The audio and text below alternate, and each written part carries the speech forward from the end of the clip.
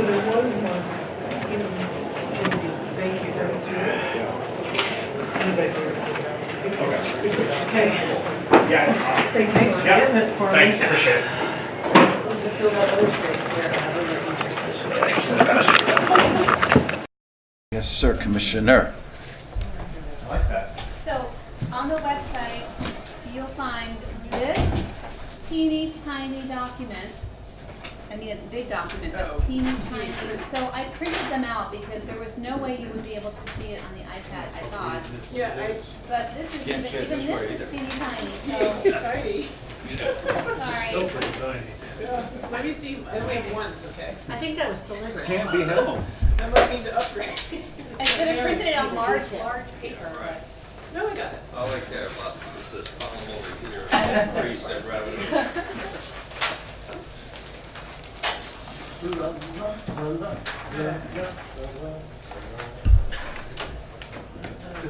John Freeman, oh, there you are. So you are Vermonters for Clean Environment filming us on a fee bill? Sure, why not? Okay, but why? We actually have an interest at some point in the fee bill. There may be an amendment to do with the Public Utilities Commission Okay, and how they charge out to ANR. that's crazy. All right. Plus Carrie looks good on screen. You're s- Our campaign Do you manager. have anything? That's what I need. Give me a color there. This is beautiful. Do you have a box back there? Oh, what do you want? Vermont? Hey, yes. I got super hot. I said super hot, you talked me down. Let me grab some coffee. So is super hot 1 grade above Ghost Yes. or 2? Up two, 1, 2, 1, 2? pretty It's hot. got 3 X's. Go. Yep. No, it's not, no, it's here. Thank you. Report back. Yeah, report back. I wanna- We are I did calling not our see I meeting. just saw it. And You're on the record. This is Tuesday, folks. This is not Friday. We're calling the meeting to order. Welcome, Commissioner Snyder. We're hoping, oh, Louis, you're here. I can see you over there. Wait, do you want to, the one at a time or the other? I think one at a Well, time one at makes a time sense. makes fine Mine will be, Because there's so much room down there. Yeah, Okay, exactly. yeah, got it. shall I begin? Please. Great, thank you. For the record, Michael Snyder, Commissioner, Forest Parks and Recreation, here to invite you to speak to our place in the fee bill. This should be extremely quick testimony. Forest Parks and Recreation, we establish rates and charges for the use of state lands in various ways. Think state parks, leases, licenses, telecommunications facilities, special use permits, none of which are set in the fee bill. Per statute, the Commissioner of FPR is authorized to establish the rates for charges of use of state lands through rulemaking, and that's how we do it. And why are you the exception that way? Just because yours is for a service? I don't really know. It's been ever thus, and you know, I don't know. It's never really been. It's never been a problem. It's never been challenged. I think you know, we're responsible for a significant public land base. That's what these are about. They're not really about regulatory permits or. I'll let Commissioner Porter speak to the, you know, hunting and fishing licenses and that sort of thing. It's just different. This is about use of state lands, and the statute's very clear that for those constrained purposes, I think they thought it would be more efficient, more straightforward, and more deft to respond to the real world through rulemaking as opposed to an every other year fee bill legislation approach. That's my guess. And as I say, it's never, we know of no problems. It comes up every 2 years when the agency has a fee bill and someone says, oh wait, oh, you're not in there, okay. And I go to Ways and Means and I explain it, I come to policy committees and I explain it. We're good with it, and we're you know, we do have, we don't change these rates very often. But for the state park system, we're talking about admissions fees, rates for tent sites, lean-tos, cabins, cottages, and day use. Given that we operate the state park system without much at all general fund, expected to generate proceeds, sales of services within the parks, including admissions, those rates are really important to this whole business entity run within state government, that is the state park system. So a $12 million operating budget with about $300,000 of general fund, the rest is generated by these kinds of fees and particularly the state parks access. And we will be going through rulemaking this year. We don't do it every year. We try to, it's something we're very careful about. We are proposing, we plan to go forward with rulemaking this year to adjust some of those rates upwards. We've had a 40% increase in parks visitation over the last 10 years, including over 1 million visitors, 2 of the last 3 seasons, just the operating seasons. That's just what we count. People continue to use the parks year round. In order to keep up with that, in terms of customer experience, customer service for the visitor experience, operations, equipment, costs go up. So we try to track that and adjust our charges accordingly while keeping an eye on regional rates for park access. And so we don't want to be the most expensive. We don't think it's appropriate to be necessarily the cheapest. I'd love to let all Vermonters, for example, into the state parks for free, but we don't have another model for doing that. We don't want to create a barrier to entrance because we believe that a lot of good things happen when people go to the parks. But on occasion, and this year is one of those, to track with this, it's a good story, increased use and benefits. We are proposing some modest increases in some of our overnight portfolio. So going from, like basically $2 or $3 increases in each of these places. We charge, it gets complicated because, you have different offerings, tent sites, lean-tos, but you have premium lean-to sites. Those are the ones like right on the water and you never get a reservation for. And then we have in-state, out-of-state. So the rates structure is complicated, but it's not that complicated. And we just kind of track it, and that's part of the plan for this year's budget is to we do all of this outside of the fee bill. And I thought I saw it, now that I'm a currently recently retired member of the Legislative Committee on Administrative Rules, but I think that came through recently. I thought I saw We did some rates, day use increased a few years ago. Oh, I thought it recently. A couple years ago. Or maybe I saw what you're proposing. Probably. Where? Okay. Representative Odie.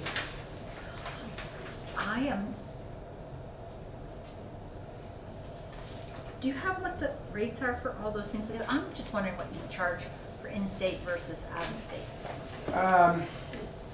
Don't have that. I mean, we have our basic proposal that's in our proposed increases this year would be for tent camping, a $1 increase. They range from $18 to $22, so we'd be looking at a new rate of $19 to $23. Again, this is depending on where the sites are and how nice they are. We have different rates. There's a lot of people that use those tent sites, so that's. You don't know the difference between the in-state I and don't out-of-state? know, because it's going to be different at all of these. I'll follow up with you. All right. And reason the I'm asking overnight, is in-state, out-of-state is day use, so we kind of break down into day use and overnight use. Day use is heavy to Vermonters, as you might guess. Overnight use is slightly more out-of-state. All right. Is there any way that you, it's for the $300,000 from the general fund versus the $12 million totally cover? You wonder why don't we just up some things a little bit more so you don't need anything from the general fund? Because the general fund is very busy. Indeed, yeah. I think, again, you say just up some things. Everything from an armload of firewood to a kayak rental, a tent site. We're very, very sensitive about creating those barriers to entry. We don't want this to be an elitist thing. We want folks to be able to afford it. That's why I'm interested in the out-of-state versus in-state, because we're already paying taxes, so you would think, well, out-of-state could be a little bit more. It is. And so, again, this is stuff that we track very carefully and professionally is to sort of stay in that sweet spot. I think the conversation about whether it should be general fund or not is a larger conversation. And I think it's arguable that, and in many states elsewhere, they do this, that a big piece of this is a general fund obligation. And I think it would be very dangerous to go to completely wean from general fund. The vagaries of the marketplace, this is all weather dependent. A significant pulse of our revenues that from Winter Park Special Fund comes from ski area leases, 7 ski areas that lease land from the agency. Those proceeds all go into the Parks Fund. A bad ski year is a terrible thing for Vermont State Parks, put it that way. They So don't pay there's this, something per we year, can- they pay based they- on what they. based on ticket sales, yep. Oh, based on ticket. And so, I think that I would caution and steer us very much away from the modest general fund support that we receive. We leverage that with all these other sources, and I think things would be pretty dangerous if we didn't have it. One last question. Sure. It's based on ticket sales, but I wonder where the greatest revenue comes from in the ski area. Is it the ticket sales, or is it alcohol, or is it food? We receive 5% of the gross ticket sales, adjusted for the proportion that's actually on state, of the lift lines that are actually on state lands, because most of these are not entirely on state lands. Stowe Mountain Resort, for example, is Mount Mansfield State Forest. It's 1,100 acres on the Mansfield side of 108. The Spruce side is privately owned, for example. So we don't. So it's 5% of the ticket sales, adjusted for the proportion that's actually on state lands of the lift lines. As we modernize these leases, when a new owner takes over, we negotiate adjustments to the underlying lease, including in the last couple of years we've negotiated to have that 5% apply not just to ticket sales for ski lifts, but all commercial recreations. Think mountain biking, trail running, zip lines. So we're now receiving proceeds, 5% of those proceeds as well. So it's 5% basically for recreation, commercial recreation within the leasehold. It's 2.5% for all retail within, say, so everything from goggles to hot dogs in a lodge or a ski shop within the leasehold. And if it's the retail business that occurs within a building that we own, say for example, the historic base lodge at Mount Mansfield, we own that, and it's 3% of all the business they do in there.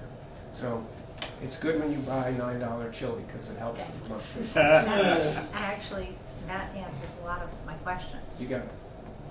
All right, any other questions? Representative Forgates and then McCullough. I'm just curious, I think you have one property that if you rent it, you rent the whole property, including food and everything.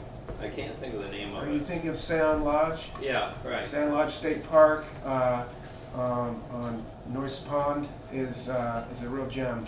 Now, what are their charges for that? Boy, you're testing me now. I Roughly. cannot answer. So, like you say, it's a lodge with rooms, innkeepers, Yeah, a garden that we, food, meeting spaces. It's Everything. operated as a lodge that way, and I cannot for the life of me. I'm stalling here to try to rack my brain for the various rates. Because they change by season and what it is that you're doing there, and they book them for weddings. It's very popular. I've been to a few weddings there. It's If you come up with it, just get it to me or something, okay? Sure. No hurry. We have, the portfolio is 55 developed campgrounds, state parks with campgrounds with facilities like bathhouses, et cetera, pavilions, an array of overnight accommodations. Then we have things like Sand Lodge. We have the new Muckross Park, which will be very different in Springfield. Yeah. Edgar Mays Estate. Right. For conservation education programming for disadvantaged youth. We have the Stone Hut on the top of Mount Mansfield, a historic facility that people rent and can ski, spend the night on the top of Mansfield, which is fantastic. So we have this mix. It's the main thing is the 55 campgrounds. The rest is, we have these other special types. $650 a night, Monday through Thursday, $700 Friday through Sunday, plus a 9% Vermont rooms tax. With great debt of gratitude to Commissioner Porter. Thank you. And that's for He's the renting. millennial among us, not me. Hardly. That's for renting the whole facility.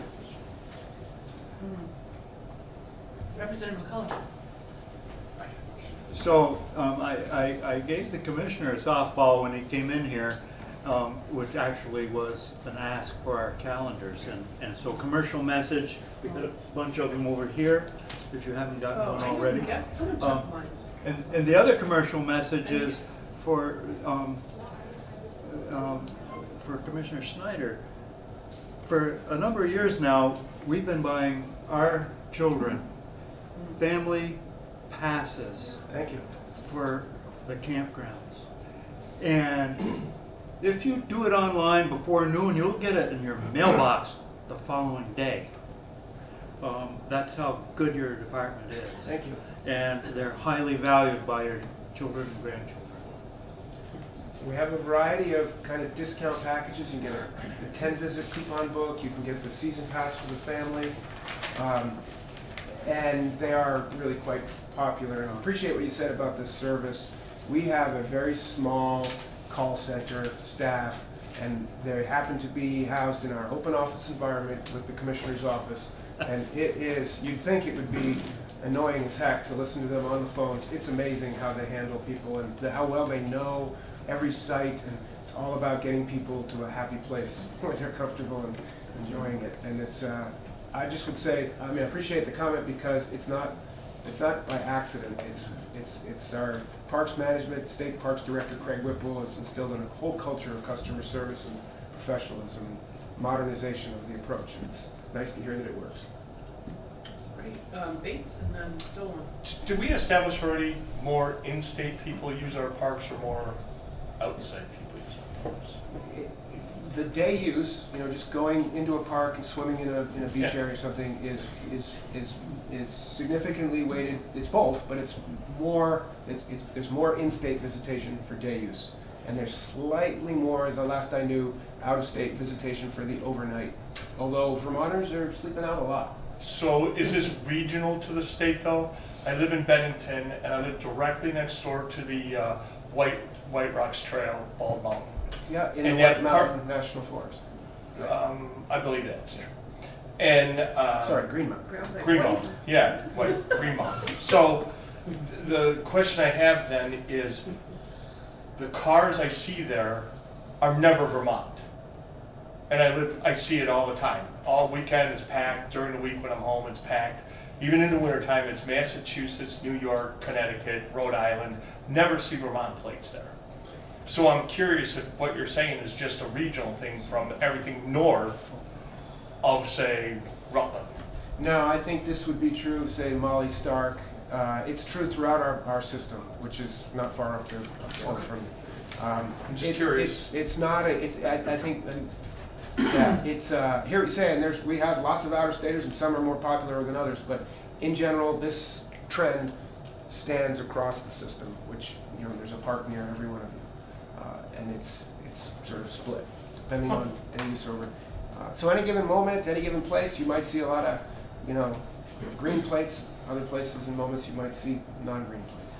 Because I travel the south pretty extensively, Yeah. so I hardly see them in our recreational spots. Even down at Morgan Springs wetlands, it's out of state. Yeah. So that's okay. Thank you. Representative Dolan. Good afternoon. My question is, coming back to the fee bill, is there any gap in your budget that a fee, having a line item that would represent a fee bill revenue source for you could address? In other words, you describe the parks and state lands, and there's some operations and maintenance needs. So in your mind, are there any gaps that we would need or want to consider filling should we to potentially look at a fee to support you? We're not proposing any fees beyond our price increases in the parks.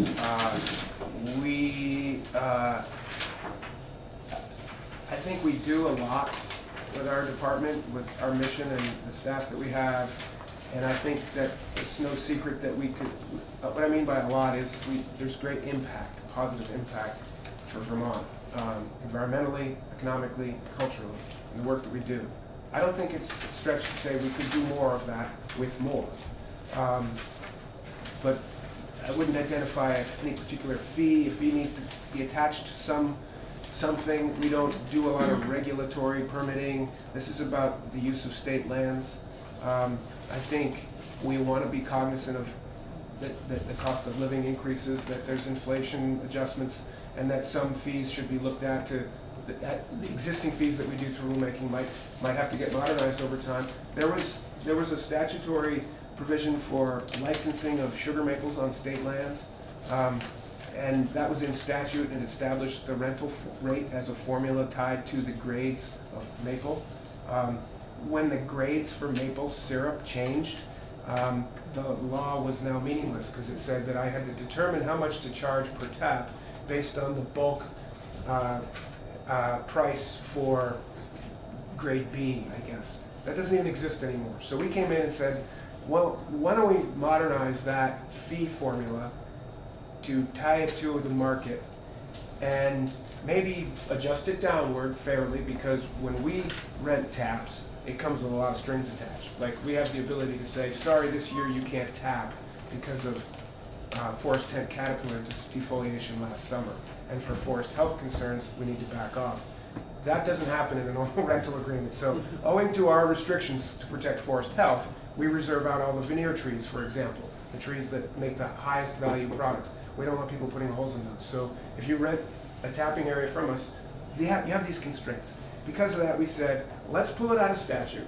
Let's tie it to the market. Let's not have it be tied to the old grading system, because there isn't one anymore, the new grading system. We established 75 cents a tap as the current rate and said that should track market conditions and be just below what the fair market is calling for tap rental. And we should do that like all the other fees for use of state lands in rulemaking. So we actually pulled one out of the fee bill a few years ago for those reasons. Representative Lefebvre. I didn't hear what you said about the tap rentals. 75? Our current rate is 75 cents per tap. And as you're probably aware, tap rentals go from, depending on the relationship and the arrangement, they go from a couple quarts of syrup for the family to $2.50 a tap, depending on sweetness and access and all kinds of things. But it's, as we understand it from sort of a census, working with the Sugar Makers Association, and we have a Maple Sugars Advisory Council that was established to help us do this. A dollar real per tap is really closer to the current sort of average, and ours are 75, again, because we demand a lot of these people. How many taps do you sell? 15, we have 8 sugar makers with licenses, and I think it's 15,000 taps. And you have Very regulations? small, relatively speaking. 15,000 though? I think that's where we're at. Yeah. And you regulate how many taps per tree? Yes, oh yeah, we have, just like for current use, we've produced tapping guidelines and for sugar makers in current use who enroll in forestry. Because sugaring, you can enroll in either agriculture, current use, or forestry. Forestry, you get the lower tax rate, but you have to have a forest management plan, and you have to abide by our tapping guidelines, which speak to number of taps per tree, all the way to biodiversity in the sugar bush. We do not allow monocultures, so, for example. So we have to follow all those, including, and we look at tap hole closure as a measure of tree health and how the trees are responding, and we have this right to kind of pull taps at any point. It's limited. The state lands tapping program is relatively limited.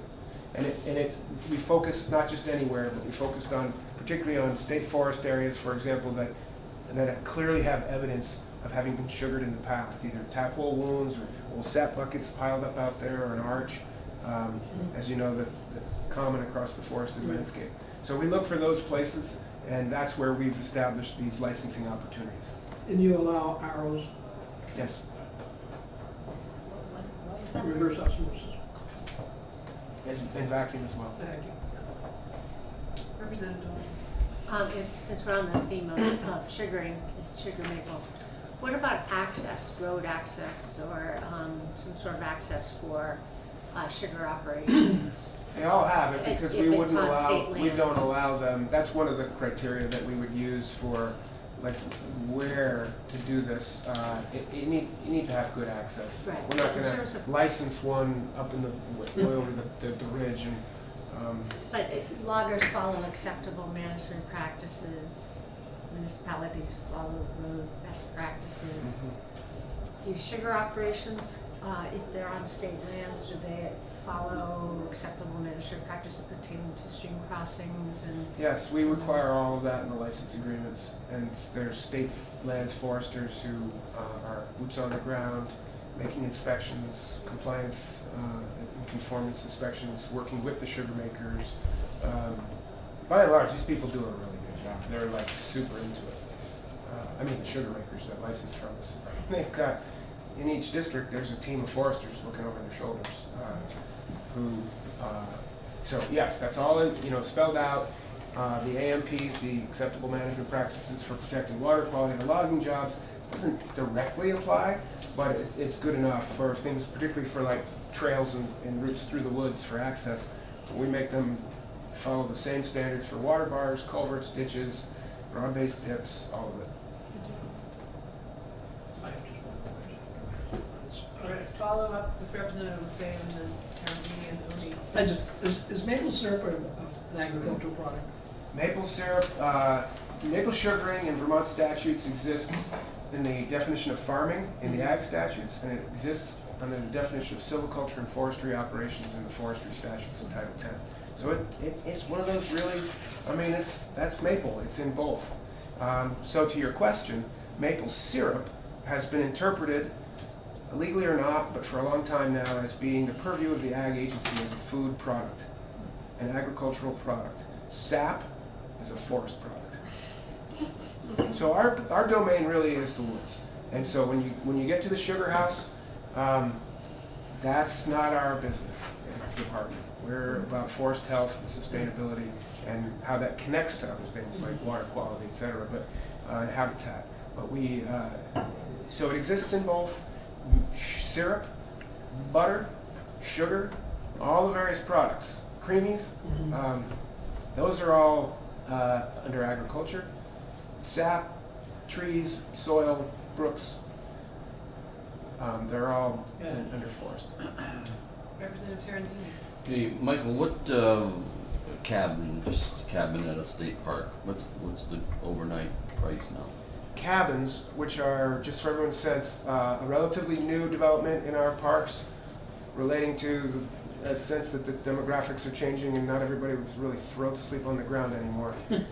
So including a lean-to, it's got 3 sides. Yeah, And a roof. I'm talking about a cabin. Cabins, just for the others, to make sure they understand, a cabin is an actual thing. We call them rustic cabins. They have 4 sides. We've started building these over the last few years.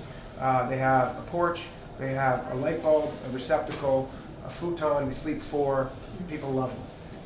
They go $48 to $65, depending on where. Our new ones we built on Burton Island.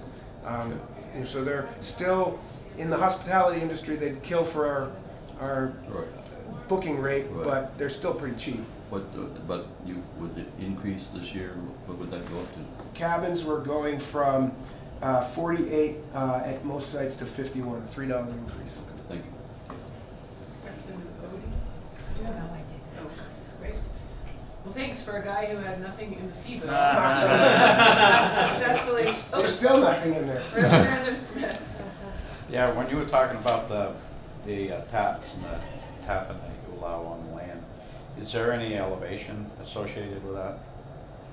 Well, sure. I'm not sure. I mean, if it's all going uphill, but they prefer to run it downhill, I'm pretty Right. sure. But we consider the sites where these would happen, and if it's particularly steep or sensitive because of that, or over the other side, we got to pump it up, we would probably stay away from those. We look for the relatively easy chances, is what we call them. so do you have any over 2,000 feet? I bet we do. You I do? don't know off the top of my head, but it's not, I mean, there's a lot, there's 500,000 acres above 2,000 feet, between 2,000 and 2,500. That's a lot of forest land, and much of it is in sugaring, and knowing where some of these are, I'm guessing that there's some that would be over 2,000 feet. Yes. Thank you. Representative I do have a question. If you were to increase the rates for tents, cabins, lean-tos, everything by $1, what would that generate? Well, we have to make some assumptions about visitation, and so like a $1 proposed increase in tent camping, a $1 based on our last year's visitation throughout the system, we anticipate total new revenue from that increase to be $200,000. A $3 increase in lean-tos, is $118,000 in new revenue. A $3 increase in cabins per night is $18,000. So we're looking at about a $370,000 increase in revenues by tweaking these slightly upwards. The first one was based on a tent, and what was the second one, a lean-to? Lean-tos and then cabins. Thank you. Sure. I will just say anecdotally, for what it's worth, we get a lot of comments. Comment cards are kind of a tradition in the parks. I've never seen a comment card that says you charge too much. I've seen dozens that say, come on, you can charge more for this. We'd pay more to come here. That's a good thing. And we want to keep it that way, right in that sweet spot. Thank you. Thank Second, you're welcome. Thank you. Thank you.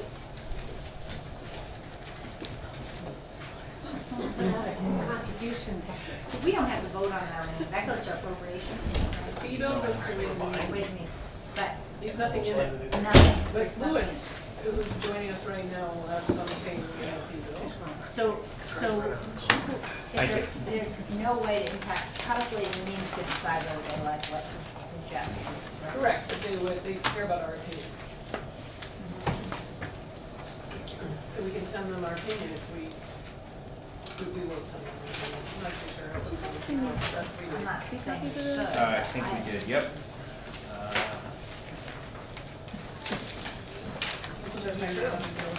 Yeah.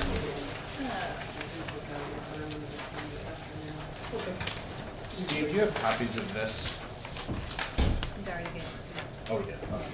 That's it, right? Here, 3 copies. Yep. 3 copies of that. That's great. Thank you.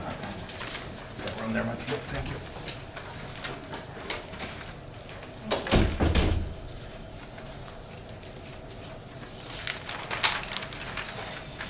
Which one do you want? Let's see. So we'll be there. This is the spreadsheet. Yeah, I don't need the spreadsheet. I'm just gonna use one. Yours. Yeah. Does it have this document on there too? No, I thought Okay. that was for tomorrow. Oh, great, that's fine, that's fine. I'm just gonna talk them through the last page of it, but I I'll don't put need it it. up there. I don't need it, that's fine. Good afternoon. Good afternoon. Thanks for having us. Louis Porter, Commissioner of the Fish and Wildlife Department for the state of Vermont. I have with me Steve Gomez, who is our very, very capable budget and business office manager.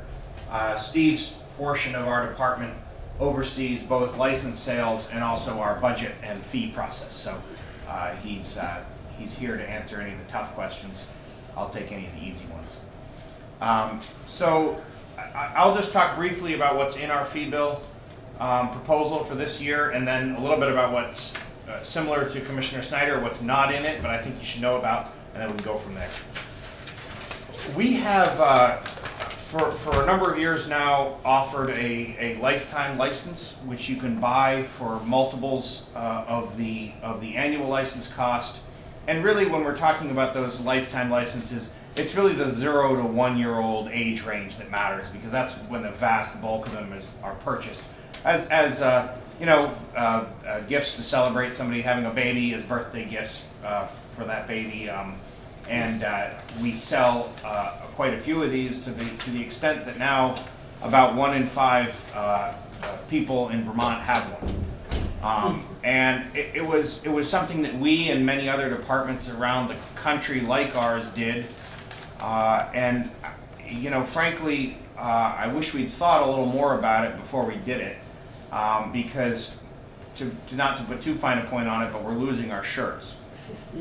Providing services to folks who have these lifetime licenses. And I think we did 2 things incorrectly when we put those into place. The idea was we would take all the money, put it in a trust fund. You don't need a license on the hunting side until you pass hunter safety and start to hunt. You don't need a fishing license until you turn 15. So the idea was we would take all this money, put it in a trust fund, it would accrue interest and grow, and when those folks reach that age, those ages, we would provide them services as we do other hunters and anglers, and the money and the interest that accumulated from that purchase would pay for those services. Unfortunately, we did 2 things incorrectly. Number 1, we underestimated the number of those kids who would end up being active hunting and angling participants. So the fact of the matter is, we're lucky enough in Vermont that a lot of native-born Vermonters, who are primarily the children that these are bought for, we have a very high portion of native-born Vermonters who participate in hunting and fishing, higher than the population at large. The other thing we did until about 2013, we spent some of the money out of that trust fund, some of the interest. We never touched the principal. We spent some of the interest out of that trust fund, and between the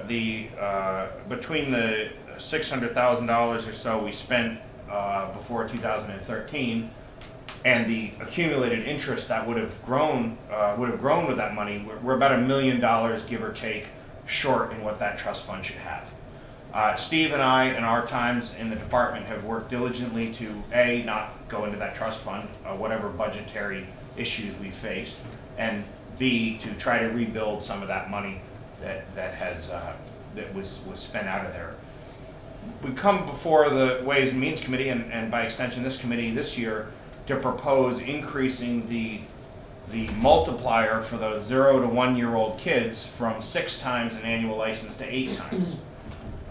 That will result in an additional $102,000, as you can see at the bottom of your spreadsheet, in revenue annually to the department. But keep in mind, all of it goes into the trust fund. It doesn't help our operating budget, because we think it's really important to do as the original intent was, and keep that money in reserve for use when those folks reach the age in which they're using fish stocking services, law enforcement services, other things, habitat management, land acquisition, boat ramps, all the things that we as a department do that benefit all Vermonters, but in addition benefit these folks.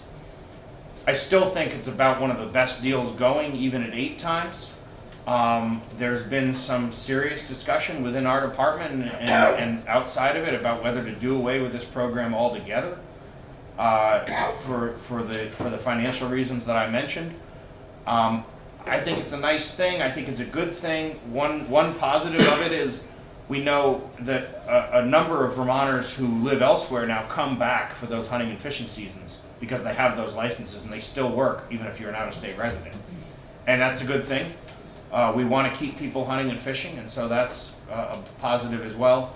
But I don't think that the 8 times the annual license cost is an unreasonable amount to charge for something that, I spend, given my parents had neither the money or the foresight to buy me one, I spend about $130 a year on my annual license and associated tags.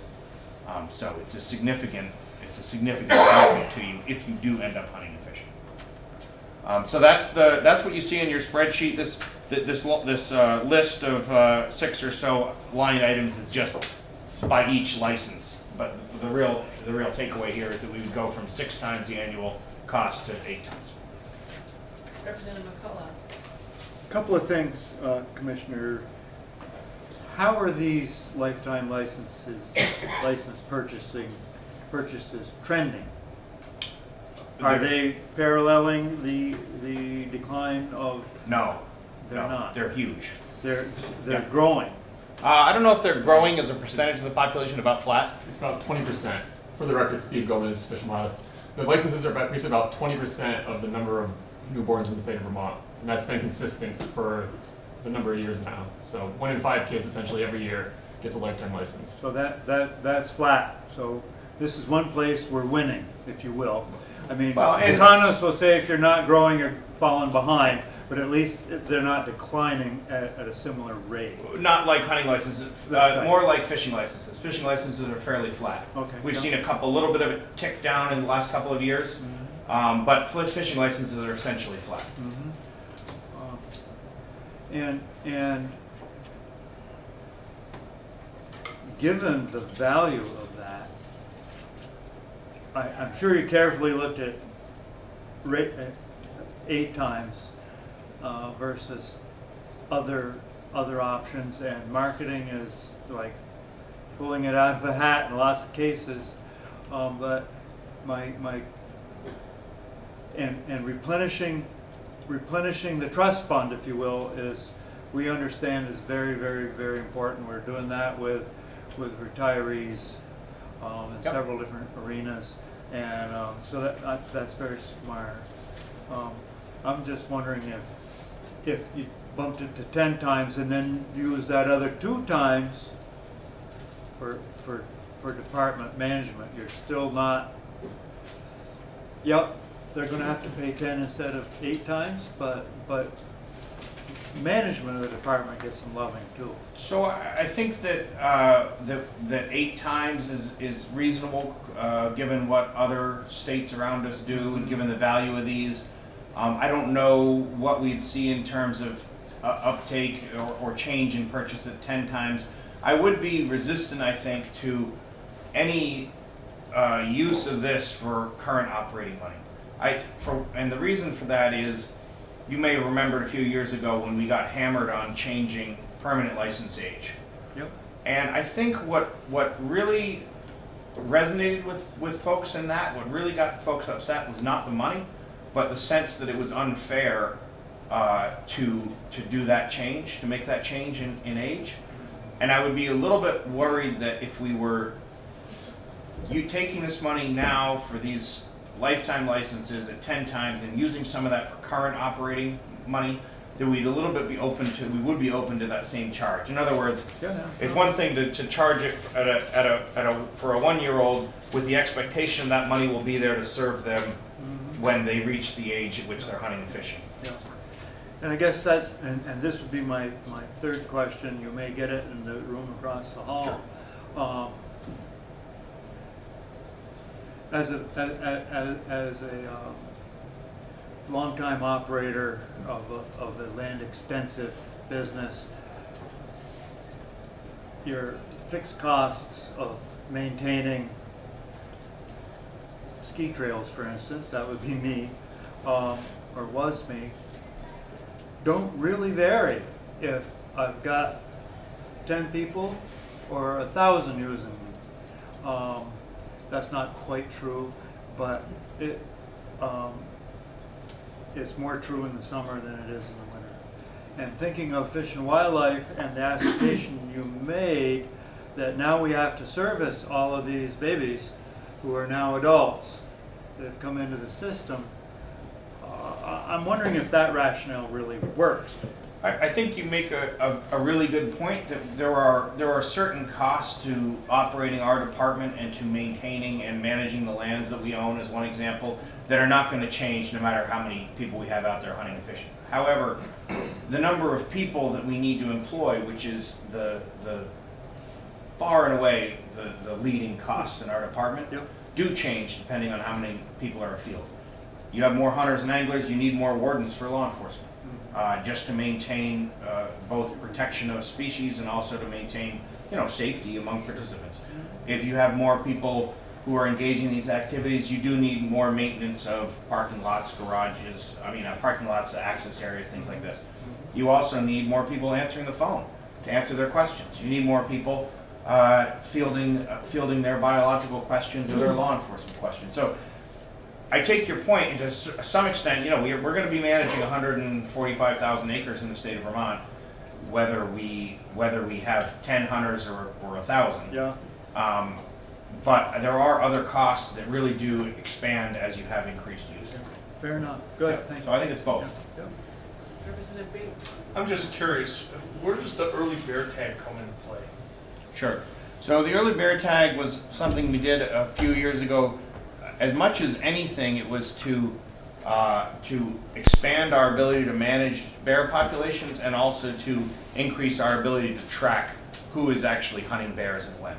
So you can still only take one bear, whether it's early or late, on that tag or on your bear tag, but it allowed us to create an earlier season that allowed more harvest, allowed more management of that bear population, which was growing. And what does that tag cost? $5.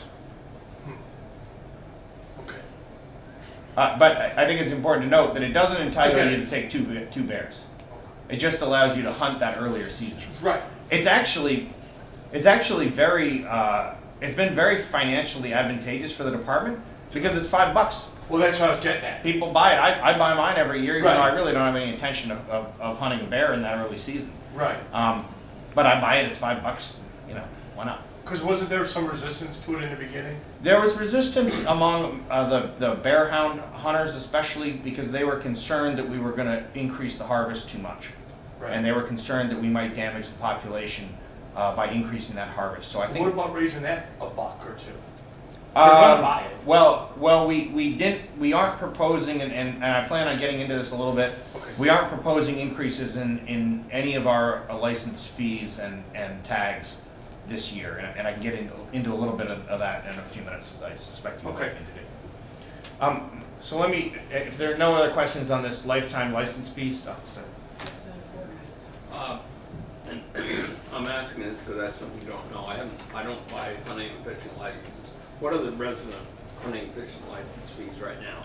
$26 for hunting, and then what for combo? 42. 42 for combo. So this would be 8 times that. And Yep. you have lifetime. You don't have your license the rest of your life. Correct. Okay. Yep. Thank you. It's, you know, I was interested to hear Commissioner Snyder's testimony that they never get complaints about their cost of theirs.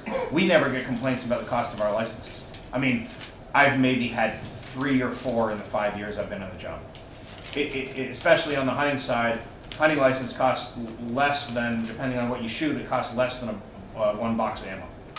It's just not it's not something that when Steve and I went elk hunting in Colorado, we paid $700 for our tags this last year. So it's not something we get a lot of complaints about. We do know that when license fees jump up a significant amount at once, that can drive participation down. And we really do worry about declining participation, not only because it funds our department, but also because hunters are an essential tool for us to manage populations. And also, and most importantly, because we're an environmental agency whose mode of attack, whose tool is to get people afield, whether that's, you know, butterfly enthusiasts or whether it's partridge hunters. We believe that people protect what they use and what sustains them, and we want to get people afield. How much is in the fund for the annual licenses? We are at about, hold on a second, do you have that, Steve? I have some. The trust fund, the total balance in there, I think right now is about $5.3 million, and of that, $900,000 is interest. And for now, we're not growing the interest. No, since I've been employed at the department since 2012, we have not used any money from that fund, since we're trying to recover it as best as possible. Great, thank you. I think we should probably get going. Great. So let me move on to the other piece that parallels Commissioner Snyder's testimony. Like his position, I have authority over what we charge for use of our lands. Obviously, we do a lot less, not having a park system, we do a lot less of that than they do. It's a much smaller part of our world. But we do charge for our conservation camps. It's $250 a week for a sleepaway camp, which I think is about the best deal going. Especially when you consider that of the 800 or 1,000 kids who go through that camp every summer, half of them go on scholarship. So we're committed to not turning anybody away because they can't afford it. The way we can do that is the Rod and Gun Clubs, Bear Hounds Association, the Federation of Sportsmen, other groups that come together and donate to us sponsorships, scholarships, to make sure that we don't turn kids away. What you won't see in the fee bill, because I have the same authority on my land that Commissioner Snyder does, we're proposing a $25 increase to that to $275 a week. I think it's still a pretty fantastically good deal, especially when you consider the education component that goes along with our camps, in addition to the just fun part. But I did want you to know about that, since we are proposing that change and $275. to $275. Yep. And that brings in about $20,000 a year in extra money. That will go to support the camp operations. So then I had a question. If there's no questions on the camp piece, sorry. Representative Ford. Is Kehoe the only camp that No. do that? No, we have another camp in Woodbury, Buck Lake, which is, if you get a chance to go up and see the new building, it is unbelievable. I love Kehoe. The Buck Lake camp is pretty beautiful. And we just rebuilt the main dining hall a few years ago. It's pretty stunning. It's unlike unlike Kehoe, it's a 3 seasons only. It's not winterized, so we close it down in the winter. But it looks like an Adirondack lodge. It's pretty cool. And you know, the commissioner at the time sort of designed Kehoe on a piece of graph paper, and we hired an architect to do Buck Lake. And as I say, I love the Kehoe camp, but when you see the two together, it's obvious that spending some money on architects is worth it. So there was a question about our other from Representative Bates about our other license fees. We are not proposing an increase in our license fees or our tags this year. When was the last increase? 4 years ago. And the reason for that is that the governor and we share this concern. The governor is concerned about the cost of living in Vermont and the cost of services in Vermont, and our hunting and fishing licenses is a part of that. As I say, I think it's a good deal. I think it's a value. The value outweighs the cost of those licenses. But I am aware both of our declining participation that Representative McCullough points out on the hunting side, and also worried about the cost of people's living in Vermont and what they have to pay in order to live here. And our licenses, although they are for voluntary activities, are a portion of that. I have to ask a question about the fish hatcheries. Sure. A couple minutes here. Sure. I understand Salisbury is saying it's closed. Yes. But I keep getting questions from actually other representatives about Roxbury closing. Are they closing just for the repair upgrade, or?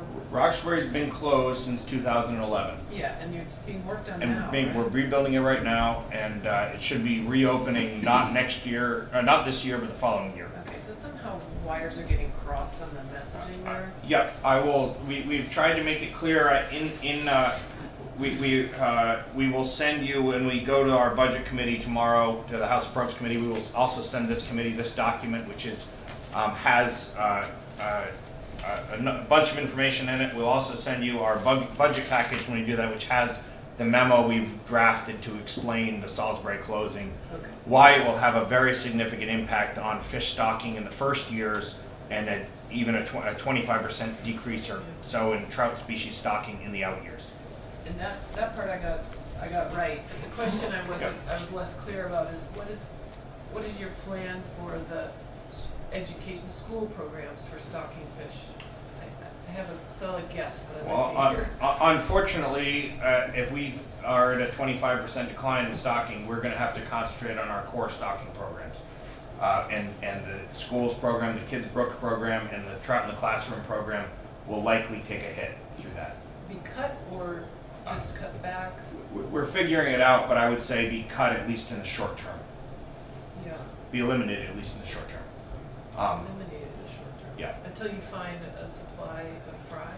Until we don't really know how much we're going to be able to minimize the impact of the closure of Salisbury and how soon we'll be able to minimize that. So in the short term, we're going to be very short of eggs. We would hope to reinstate those programs at some point, but we will remain at 25% below our stocking goals in the future. And I need to concentrate on our core programs, our core stocking, and things like Kids Brook, Trout in the Classroom. Perhaps the trophy trout sections will be at the top of the list of things to eliminate because they're not core stocking efforts for us. Can't you just have the kids do the stocking on the really core parts? Well, we certainly would be open to inviting them to our stocking efforts. We do now invite people to the stocking efforts. It doesn't make up for the advantage of having them have the chance to see trout grow from eggs and understand the connection between, what the program's really about is educating kids about understanding the connection between clean water and the ability to grow trout. So they were actually getting their They- fish from the hatchery, they're getting eggs? Yep, they get eggs. Oh. They get eggs from the hatchery. They raise them in tanks, and then they release them when they're That helps me big enough. understand Yep. that more. I have Dolan, Bates, McCullough, and a time constraint. Since we're on the topic of the hatchery closure, and while at the same time, we did reference the rebuild project for Roxbury, are you anticipating that the Roxbury facility would be able to have the resources to minimize those impacts on Salisbury, number one, my question number one. And second question is, are you also suggesting proposing more habitat restoration to allow a greater sure. habitat function of our river resources to be able to sustain trout populations into the future? Sure, great questions. Number one, on Roxbury, we're currently 10% below our stocking goals because Roxbury is offline. So Roxbury is about half the size of Salisbury. So rather than being 35%, we'll go to 25% down, if that makes sense. In other words, if both Salisbury and Roxbury remained offline, we'd be at 35% below our goals for trout. Instead, we'll just be 25% once Roxbury comes back online. It's not quite as simple as that because Salisbury is where we store brood fish that we get eggs from, and so we'll have to rebuild those brood lines at other hatcheries, which is what will take the several years to do. So it's not a one-for-one, they're not exactly the same, but in very rough terms, we'll be still 25% below our goals in the long term rather than 35% below because of Roxbury coming back. Second question was, we do a tremendous amount of habitat work now. We won't be doing additional work because the closure of Salisbury is really about, well, it's caused by two things. One is a $250,000 budget shortfall, and filling that gap in the next budget year. So it's not as though we're going to take that $250,000 and spend it more on habitat. We're going to keep doing the habitat work we're doing now. The other thing I think it's important to know is, while we do a lot of dam removals, habitat work, in-stream wood addition, tree plantings, riparian restoration, wetland restoration, all these things that help fish, the reality is that many of these stretches of river that we stock fish in are never going to come back, or not for many, many years going to come back to where they can support fish. We put stocked fish in there because that's how we keep people connected to water and keep people fishing. When you have a river with a railroad track on one side of it and a road on the other side of it, and it's rip-wrapped, that river's not going to come back to where it can produce native fish, wild fish. It's just not going to be able to do that. And we have many of those stretches in Vermont because of our settlement patterns and our topography. We've done a lot of damage to those rivers. So while we would do everything we could not to reduce the amount of habitat work we do, with the likelihood of us doing additional work is not contemplated in this budget anyway, because what it's really about is closing that budget hole and dealing with a long-term clean water discharge issue with Salisbury Hatchery. Sorry, I'm trying to talk fast and That's okay. get through the I question. think we have a little time here, so, McCullough? Penny wise and pound foolish. Some people would make the accusation for closing Salisbury. Understand that the facility needs expensive upgrades to meet water quality requirements. That's a statement.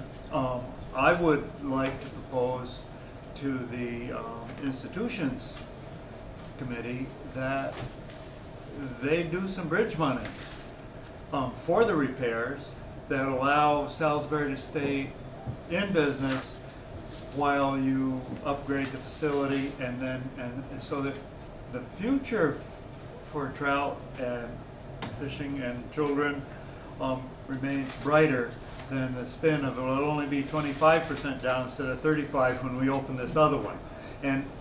So question, have you approached them to do this? So there's two issues there. One is our operating budget is about $250,000 short, so capital money won't help with that piece of it. That's an operating budget hole. The rebuild of Salisbury is at least $12 and maybe more $1 million to rebuild that you know, we spent 6 on Roxbury, which is half the size, so it makes sense. I am concerned about both the reduction in fishing participation and also in the economic impact. Yeah. Our analysis is that hatchery fish are worth about $32 million a year in economic activity in the state. Yep. That won't eliminate that, but it will lower it some. So I am concerned about that. But the reality is, our expenses within the department have grown faster than revenues. Mm-hmm. And there's a number of reasons for that on both sides. But we need to live within our budget, and we're not going to be able to do more with less. We're going to have to do less with less. And this is an area that we thought it made sense to turn to because of the water quality discharge issue, which is maybe several years out, but not 10 years out probably. Yeah.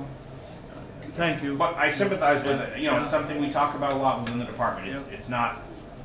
I'm not going to sit here and claim to this committee that we're going to see the same amount of fish stocking with less hatcheries or the same economic impact with less hatcheries. If appropriations committee with a recommendation from this committee, now we're really blue skying, were to come up with a $250,000 plug, would you accept that to keep moving?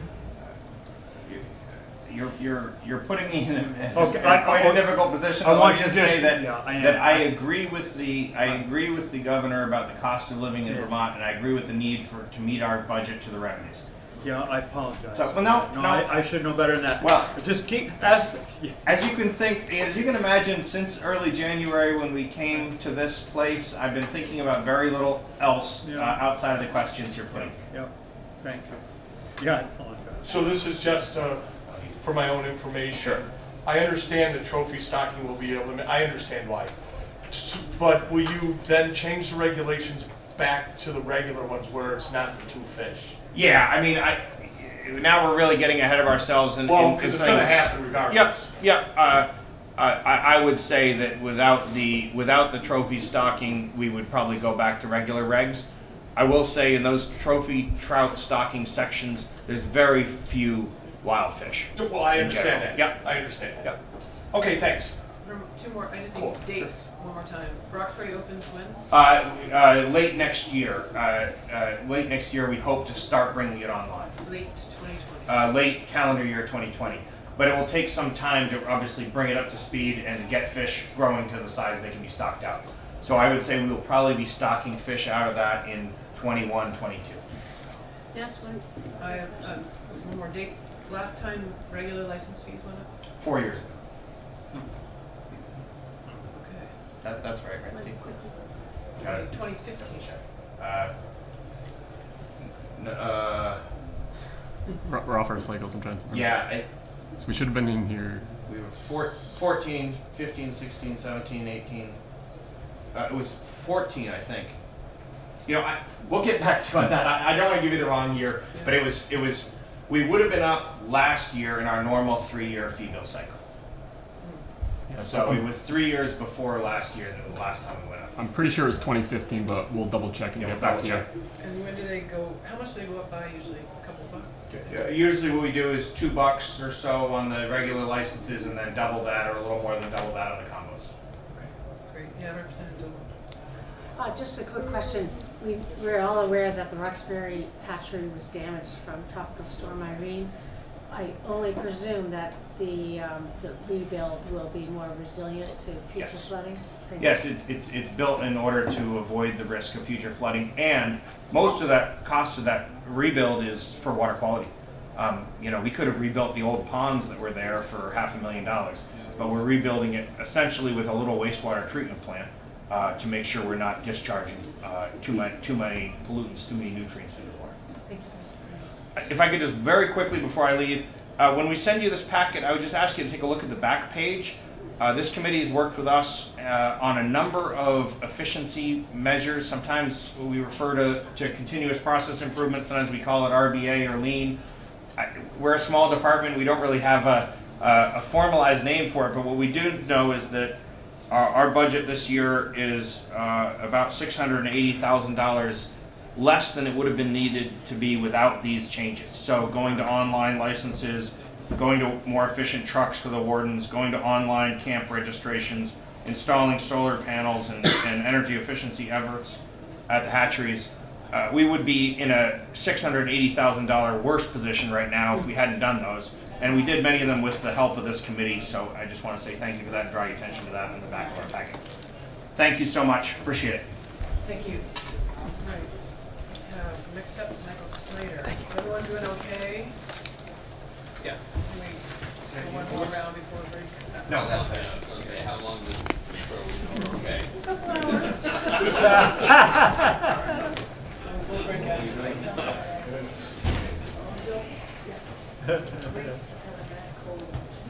John?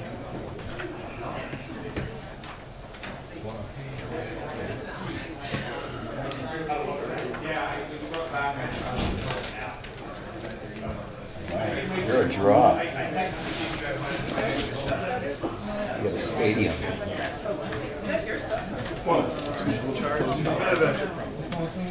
It was a, Here's another fee just to see Michael perform. Mike Snyder, welcome. Hey, weren't you just here? Same guy, different testimony.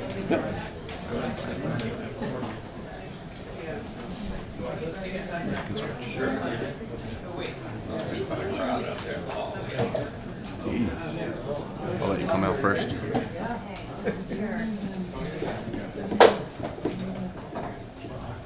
All right, if we could close the door, that would be great.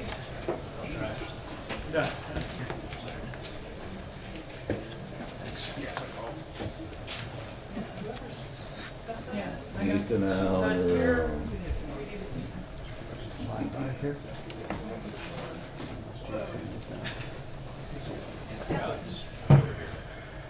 Unattended bag. Does anyone know what's in it? Should we be concerned? We're in the airport. Do you mind if I leave this open if I try and keep the Yeah. hallway people quiet? If it gets too loud, I'll close it. Yeah. There's a few If you're people. willing to monitor it, I'll be the hall monitor. I'll try. good luck with that. Thank you. All right, Commissioner Snyder. Thank you, Madam Chair. For the record, Michael Snyder, Commissioner of Forest Parks and Recreation. Seriously, I'm not in the fee bill. We're gonna get you in the feed. Okay, I'm here, invited in, thank you for the chance to speak to pending legislation on forest fragmentation. And if you will allow, I'd like to kind of tell a bit of a story of my own arc along this forest fragmentation policy development road. We all good? Yes. You have to keep your own people quiet up. Those weren't my people. Oh, okay. Those were his people. Just for some new members and others who may not know, I've been commissioner, this is my 9th year, and have been involved in lots of policy conversations and development and legislation over the years related to forest health, forest sustainability, and forest fragmentation, and the reverse, forest integrity and forest health. By way of background also, I'm a forester myself, having been working in forestry in Vermont since I graduated from UVM Forestry School well back into the last century, and I've spent half my career in forest science and half my career in forest management, and the third half, as the click and clack might say, now in policy, which again at best I think combines forest science and forest management. So I'd like to start by saying, to make it clear to all, that I love forests. To quote the Greek philosopher and scientist Aristotle, beyond all else, my joy is the forest. And as commissioner, I'm very pleased. I'm honored and humbled to be commissioner in this state. And I'm really pleased to see the progress we've made as a community on growing the understanding of forests and their role in our state, the values and benefits that they provide. Ellen, why don't you take Lee Morgan's seat? Yes. You need a seat, and normally I would just say that our legislative council sits in the corner where the camera is. Okay, I can That's move. I think right now she can sit here. Next time when we Really could spend a couple hours sharing with you all the reasons why I and others love forests. I won't put you through that. I would like to also say that as a forester, I also love forestry, which I think at its best is the peaceful coexistence of people and forests for positive outcomes for all. And we're really lucky to be so heavily forested, largely in good shape with a forest culture still to some extent in the state. And again, as a person, as a forester, and now as commissioner, I can say again, I'm really pleased with how far we've come in understanding the importance of forests, the role they play, what's at stake. They're important and valuable, clean. We could go on in all of these, and you've heard some of this from some excellent testimony. To summarize, clean water, clean air, water supply, atmospheric carbon mitigation, habitat, biodiversity, connectivity. It's the backdrop and natural infrastructure for our world-class tourism and outdoor recreation economies. These are really big and important pieces of Vermont's life, culture, and economy. And I haven't even mentioned the $1.5 billion annually in economic activity through forest products and the 10,000 jobs directly in that sector of our economy. That's been pretty well established here, and that's really great because it really wasn't so well established. Much of that has been established here in testimony, and I thank you for that. We've also established that fragmentation, the breaking of forests into ever smaller parcels that become less functional, that fragmentation is real, and we understand the causes and drivers behind forest fragmentation, as well as the threats and implications of it, and much is at stake. I think we've really done a great job of establishing these things. And next, we've also established that forestry is good. Working closely, carefully, intelligently, locally with forests, again in this coexistence kind of mentality, is one of our last best chances to keep forests forest in the modern era. You've had expert witnesses here telling you that. So I won't belabor those things. I hope that we can agree. We've established that forests matter, incredibly outsized value to the state. Fragmentation is a real threat, and forestry is one of the solutions to fragmentation. And I appreciate that attention. So I'd say in some ways those are soft outcomes. We've established those things, but beyond moving the needle of understanding about the importance of forests and the role of good forestry, what is fragmentation, we've also worked together to make legitimate policy changes that I think are important and impactful. Think about this. We authored in 2015 and delivered the first forest fragmentation report. Doing that, establishing the importance of forests, identifying what fragmentation is and what it isn't, the causes and drivers, the impacts and ramifications. And we also listed in that first report 5 categories of policy development that would thwart fragmentation and support forest integrity and forest health. So then we authored another report in 2016 following up on that, focused on strategies to thwart forest fragmentation, including landowner incentives, education and outreach, enhanced forest land conservation, land use planning, and support for sustainable forestry and the forest economy. Those are the 5 broad categories. We've done much from these, including then following up in 2018 with yet another fragmentation report, the Act 171 report, including guidance to towns and municipalities for their planning for forest blocks and connectivity. This is historic work, and it's really important. We've also established enhancements in the current use program, use value appraisal, to allow for the eligibility of ecologically significant treatment areas and increasing the penalty for development, the so-called land use change tax. Current use being arguably the most important and successful conservation program in the history of this state. We've established through revisions to the AMPs we spoke of earlier, the acceptable management practices for protecting water quality on logging jobs as part of the Water Quality Act. And we're proud of that. After 30 years, we updated those with great input and modern science, and it's all being implemented on the ground. We're really proud of that. We established the licensing of professionals, the foresters who would hold themselves out to offer guidance to landowners in these important areas. They'd be licensed with sufficient training, experience, and continuing education, and a legal duty. We've established the legal right to conduct forestry operations, paralleling the right to farm, establishing that lawful forestry operations are not to be subject to nuisance lawsuits. Again, historic watershed events in Vermont forest policy, all in the last few years together. We've, at the department, we've created a guide to adapting forests to climate change, the first and really only of its kind in all 50 states, a forestry agency developing guidance for how to change our approach to silviculture, in particular, and our forest operations with climate change in mind. We have created a comprehensive set of voluntary timber harvesting guidelines to protect forest health. Again, wide stakeholder input, public engagement, and a really intensive document with comprehensive guidance for protecting forest health.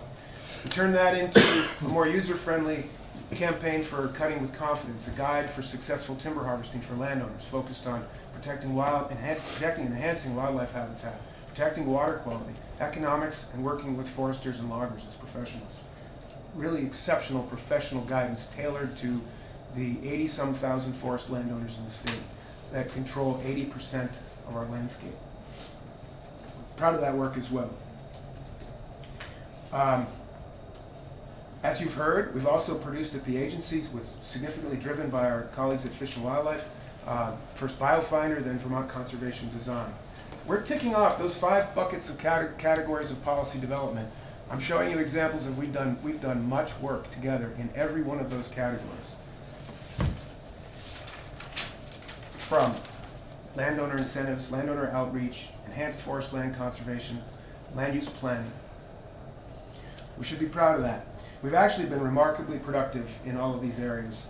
In every one except one. All 4 out of 5 categories. Any guesses which category has not seen quite as much policy development or support? That would be support for sustainable forestry and the forest economy. We've done some things. We're working hard on workers' comp, made some slight improvements. More to come on that.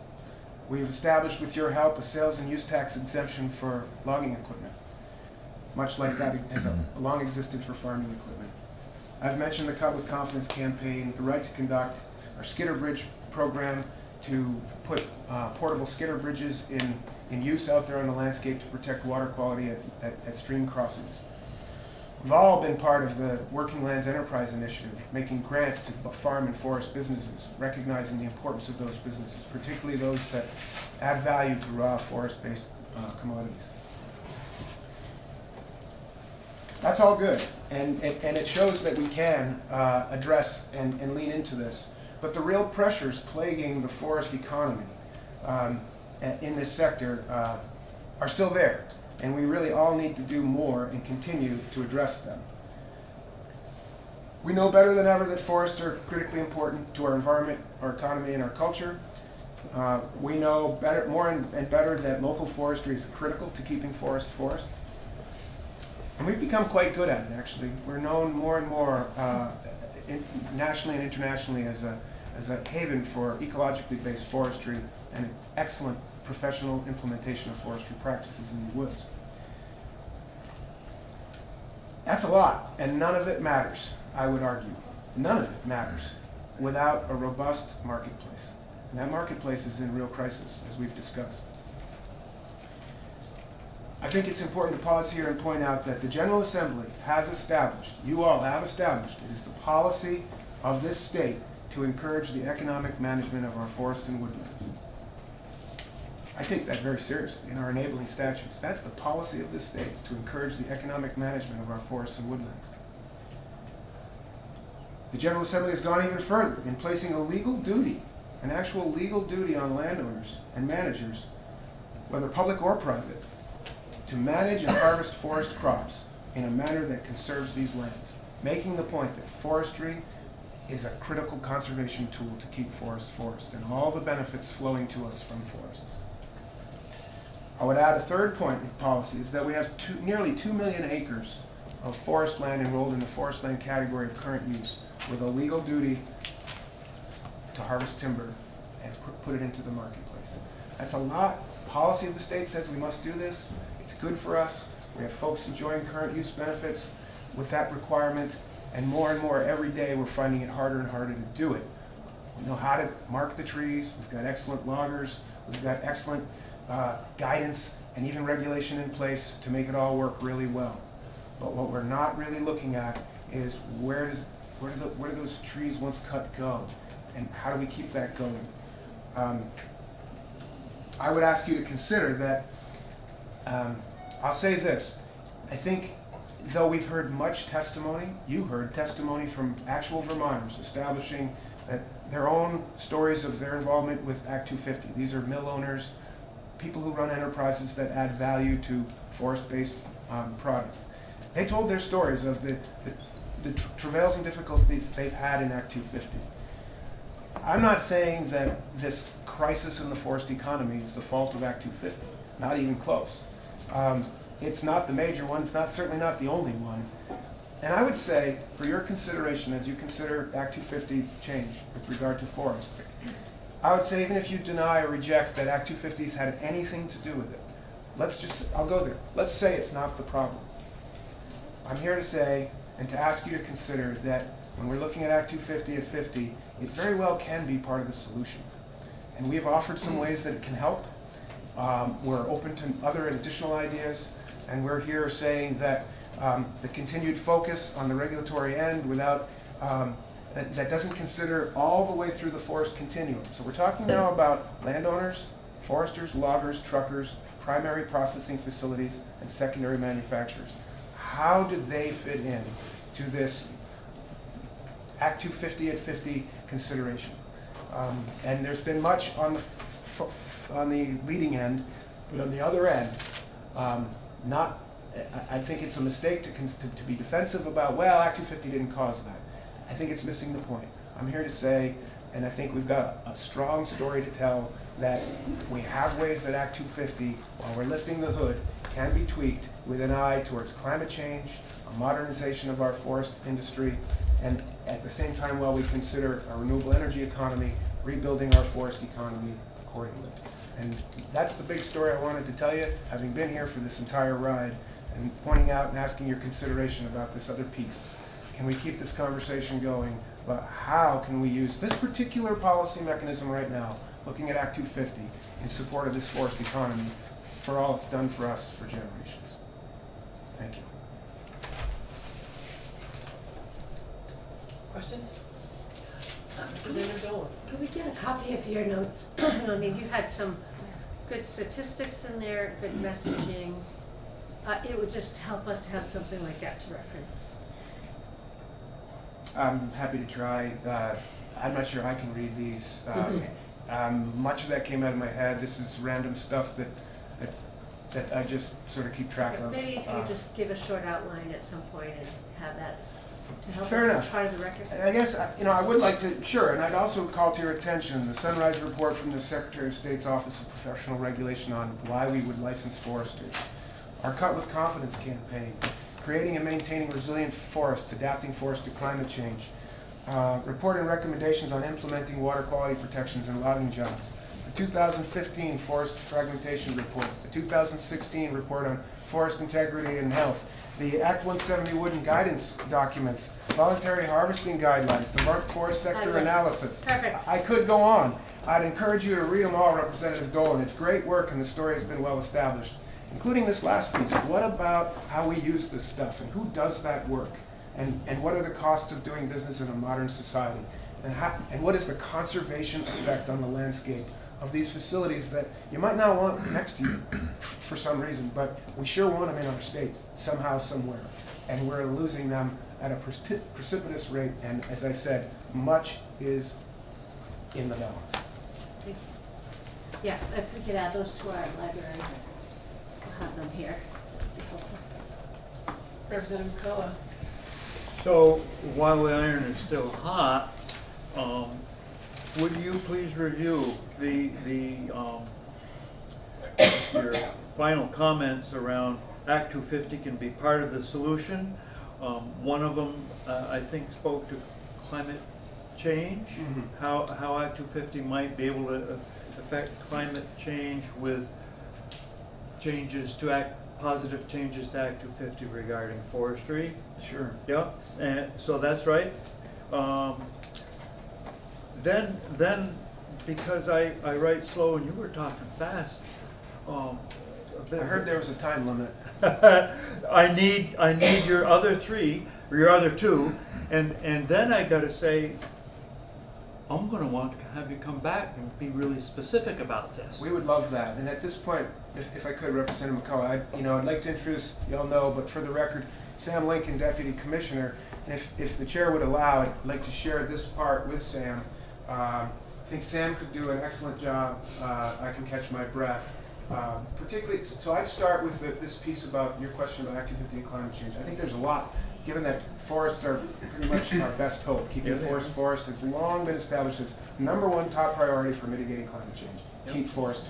And how Act 250 can. And you're working on ways to keep big blocks and connected blocks together. That's part of it. What I'm saying is, and our piece on climate change that goes beyond that would be, how do we consider these facilities, enterprises that add value to when we make a table like this, it had to come from somewhere and a lot went into getting it here. And it started in commodity harvesting and processing. What we have, some of those facilities are under Act 250 permits, and those permits come with conditions that were established well before people were thinking about climate change. Those of us working in the woods knew that, and as you would know, harvesting over frozen, snow-covered ground is the best way to go with respect to damage on the ground, or even on the roads. Even harder. But we have permit conditions that don't allow that. And a receiving mill is told you can't, owing to legitimate concerns about aesthetics and noise and other things, traffic. They say you can't travel when it's frozen, basically. And we would say that's kind of nuts, 50 years in. Again, I would love the chance to come back if you'd like, to get a little bit more into specifics. That's a surface sort of placeholder. We've suggested some ways that could be mitigated. We're not looking for an all-out sort of free pass. We're just saying, I think we could see some ways to help, and even in small ways through a process of revising Act 250. That was the first one. You did two more according to my scratchings. First one was climate change, and I think the big forest blocks, yes, and then forest materials management and so on were subcategories of the climate change. Then you had, I thought, two other major areas where we could facilitate through Act 250 tweaks the betterment of how our forests are managed. Again, I think what we're saying is that we've made such progress in how we manage forests, that we should, and how to do it well. And with modern approaches, ecologically based. And what we're saying is, this is an opportunity. I don't see Act 250 helping much more with that, other than keeping the players on the stage. But then let's just seeing this other piece of the equation, which is we got to work with that stuff. And we're requiring people to work with that stuff, but the facilities, the businesses, the enterprises that do that, the workforce that's allowing that, is all kind of crumbling. Owing in part to global forces well beyond our control, but we do have to react to it. And So that's those what are we're the second and third Yep. things: climate change, big block for the industry, the harvesting industry, and then forest management things. This is not for Forest the industry. materials. This is for all of us. This is for Vermonters. I'm Oh, it's very, all of very us. passionate about this. I don't come here saying we need to make it better for loggers or for mills. I think we need them These to are make it better categories. for us. These are categories. I just want to be clear. That works for me. Okay, good. I'm done. I'll learn more by and by. I had heard that Vermont exports raw logs, and maybe gets to one of the points that you were making, that we're losing some of the milling to competition perhaps, but there are mills north of us, across the border, mills in Maine. Can you speak a little bit about some of the barriers to being able to sustain the milling as one component of that forest product, Right. value added? Appreciate that. I can try. So there's a lot there. There's exports, like global exports, shipping raw logs in containers to Asia, China in particular. That's growing, and that's really problematic. We're hearing a lot about it. On the one hand, it's allowing landowners to still be able to participate. So there's a market. So on the one hand, that's good if you're a landowner, but it's not good to send that away and have all that value adding happen somewhere else, pay extra when it comes back. It comes back with all kinds of invasive plants and pathogens and pests, right? So there's that, and that's a whole issue. I don't know that Act 250 per se is causing that, or can necessarily be a direct solution, but perhaps. The other piece you've mentioned is, what do we do with the raw stuff now, particularly the what we call low-grade trees, those that don't make high-value added products. They just literally don't make the grade. Twisted, deformed, poor quality in various ways. That wood has long gone into firewood. It's gone into chips, and now more and more pellets to heat facilities like this, chips. And it's gone principally to pulp, to paper making. And that mostly happened in Maine, Northern New Hampshire, to some extent in New York. The pulp mills in Maine have contracted. 6 mills have folded. A couple of them have been sold for scrap. They're not coming back online. We're kind of far away for their supplies. We're the outer ring. Wood is extremely heavy and therefore very expensive to move. So Vermont was cut off first when their demand contracted. We've lost about a demand for about half of Vermont's traditional annual harvest of timber. And we'd like to replace that capacity here in Vermont. And this is where Act 250 comes in. We want to see the mills and other facilities that we still have. We want them to be profitable and we want them to remain. Maybe even grow or create a new office, a new facility. We'd like to attract new ones, reflecting new markets, new uses for wood, say nanocellulosic technology emerging. Crazy stuff, but it's real. We want to be positioned to rebuild our forest economy in a modern way, and we'd like to have a regulatory and permitting system that reflects that as an interest and in a modern way that responds to it. I mean, Sam Lincoln has said this, and I think it's a really impressive, impactful kind of analogy. What we've been doing for generations, sending load after load after load of pulpwood all the way to Maine to get turned into paper, is like tapping all our maple trees, putting all that sap into buckets and shipping it to Maine to be turned into maple syrup. What right-thinking Vermonter would ever do that? You'd kill me if I proposed that. But that's what we've been doing with our wood, and with the low grade. That kind of floats our ability to manage woodlands well, to grow the really nice trees with the high value and feed the wildlife, right? So we want to rebuild that capacity here. And that's where Act 250 can really play a role. Do we have, not a free pass, but an open mentality about, we want those here. They have a conservation effect on this landscape. We need to support that. And again, looking into coming back and talking specifics about what might be possible, hearing you say why something doesn't make sense, we're here to learn too. But I think we have a chance, we want to jump on it. And we have some thoughts, others may have others, because we see that as, we don't want to do that anymore, we want to regrow it here. Protect, modern advanced wood heating is one possibility. We want those facilities to be here, not somewhere else, to use our wood locally. History on the planet shows that when trees are used productively, the closer they are used to the stump, to where they grew, it's pretty much better for everything and everybody. We want to rebuild it here.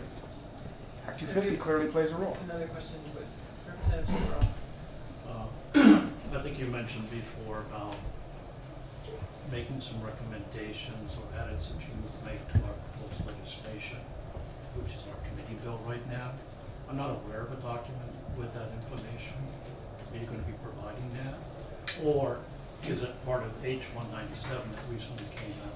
Right. You've heard from others in the administration and even in our agency. Billy Coster, Director of Planning, was saying Deputy Secretary Walk is kind of our lead policy kind of quarterback, if you will. So we've got a couple pieces at our department, given our statutory role, that we're very interested in. That would be the forest facilities, these enterprises, and recreational trails. Those can be in your committee bill. I'd like the chance to consider those.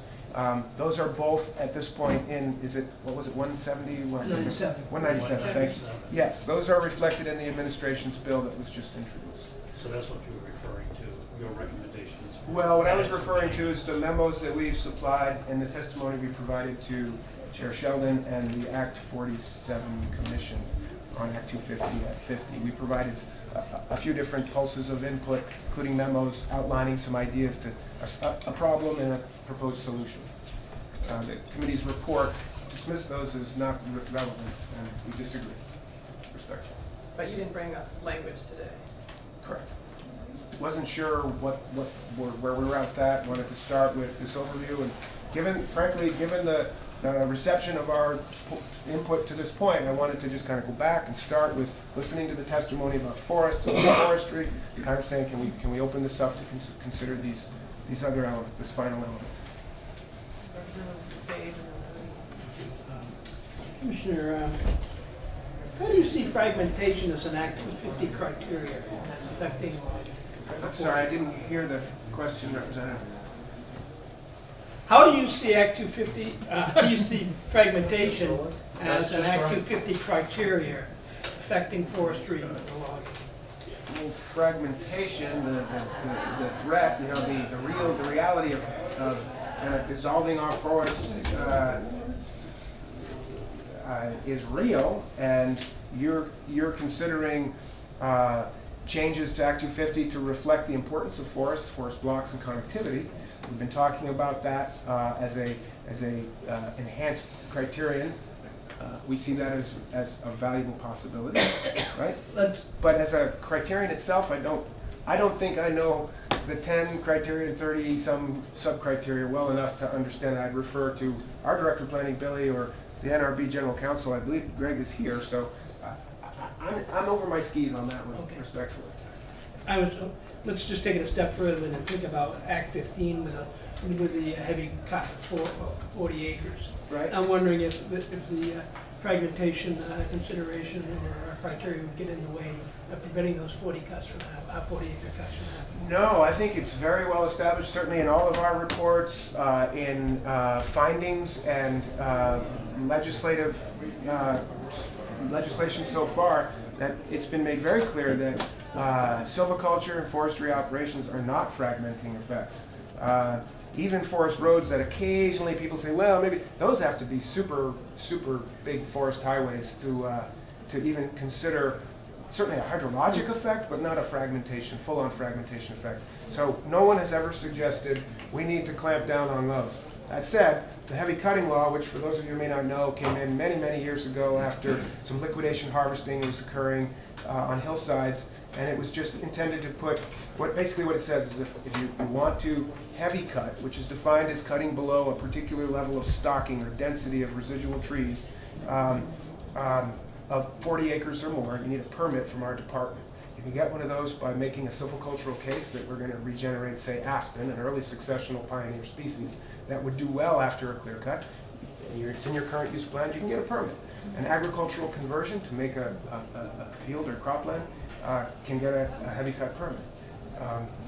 So that's what the heavy cut law does, and I don't see, even the most heinous of heavy cuts are not fragmenting. Any management of the vegetation is I mean, what comes from it sometimes can be fragmented. That is built infrastructure. So I don't see it as necessarily a criterion, and I don't see it impacting one way or another heavy cutting. Heavy cut law. I have a couple questions for you, Commissioner. Why do you guys have a sort of sense of why only half of the forest lands eligible are enrolled in current use? Sure. So that's 25 acres of contiguous forest land. That's the starting point for forest land enrollment. And then you have to have more if you have dwellings. 2 acres excluded automatically for every dwelling. So it's kind of 27 if it's a house in woods. And I think that was originally established as kind of the smallest unit you could have for meaningful forestry operations. Having been the county forester in Chittenden County, I was blessed to work on parcels of several hundreds of acres, thousands of acres, and then some that were postage stamps. So 25, you can do a lot on 10 acre woodland. That's where 25 came from. We're at almost half of the eligible land, those that were at least that size, and have reasonable stocking, minimum stocking, is currently enrolled. Why not the rest? As county forester implementing that program, I talked to lots of landowners. Our job is not to push people into current use or out of current use, but to make sure they understand what it's about and what's available to them, and then how to stay in the program if you're in the program. And in that process of a decade and a half of working with landowners, I heard from folks because we also work with people who aren't in current use, and many of them said, I just don't believe in government. I don't want the government involved in my land. That's a big one, honestly, because you have the county forester reviewing your plan, making conformance inspections, you have to file an activity report. I think that's a big piece. I can't pretend to know all the reasons. I think some legitimately are intending to develop their land and have no interest in long-term stewardship and the lien that connects to your land, and a significant penalty for developing it. So I'm hazarding a guess, Madam Chair. I think those are the main sort of areas of why. And I wouldn't say only 50%. I think it's an astonishing rate of enrollment, and we're lucky for it. And I would also like to know how many Vermont forest landowners are currently taking advantage of carbon markets? Very few. A couple of note more recently. Regionally, it's happening. These tend to be big, large areas. So the Burnt Mountain, the TN's Nature Conservancy's recent enrollment, putting some land under a wilderness easement, and then enrolling it into I believe the California Compliance Marketplace, an offset, a cap and trade offset program. It's very new. We'll see. I don't know of any others. Regionally, the Appalachian Mountain Club has a fairly sizable one that they've developed in northern New Hampshire into Maine, I guess. Someone told me landowners were already selling it to the California market. Is that not true? I don't know of any. I mean, you had Dr. Keaton in last week, and I didn't hear him refer to it. I mean, this is his whole feasibility study with VLT, Vermont Land Trust, is sort of what are the options for Vermont landowners. And some of the obstacles are the requirements for sizable chunks, so aggregation of individual parcels might be something to look at. There's the question of additionality, improved forest management, or there's categories where you can benefit from these programs, and one is avoided conversion. Afforestation or reforestation is a big one worldwide. We don't have that problem. We're 78% forested. And of the forest we have, significant pieces are legally constrained. State land have to be managed at a higher level. Legally constrained current use enrolled lands that have to be managed with a plan. So I think some of the barriers are people realizing that we're already doing it pretty well. In order to benefit from those programs, you have to show some additional benefit in your stewardship of the land. And I think the good news here is it can be a barrier for entry, but it's a barrier there because we're already doing pretty darn well. That said, I'll tell you, there's interest in the building. I've been asked by Ledge Counsel to review a draft request for establishing a pilot program on state lands. This has come up a few years ago. Perhaps you were there. I'm very keen on, could we establish something, say, in a 15,000 acres of Coolidge State Forest, I don't know, somewhere, a big chunk of state forest land, to go through the protocols, which are significant. So the California Air Resources Board is very significant just to enroll. Go through all those, document what we do, how it happens, enroll, maybe generate income for the state, and then use that as a demonstration to create a project, to create a toolkit to facilitate landowners, private landowners doing this. So I know a draft request is happening. I've contributed to it. I'd love to see something like that happen, because I think for all of the hope, backing out, I would say anything we can do collectively to pay landowners for the ecosystem services, the benefits they're already providing, clean water, clean air, I'm for that. We want to incentivize landowners to keep their forest. We've established that working with their forest well is one way. These other ways, sure. I'm optimistic and hopeful about carbon projects. We're not there yet. And if we want to get there, I think there's some steps we should take, including looking into, is this greenwashing of some sort? I know people serious scientists and professionals who want this to happen, who are voicing real concerns over, what are we doing here? We're facilitating pollution somewhere else because of our beautiful green state. Sure, we want money, but to what end? So I think there's those kinds of questions. There's these enrollment questions, and it's burdensome costs. And then you have two basic categories, the compliance marketplace and the voluntary. Compliance marketplace has teeth. There's penalties.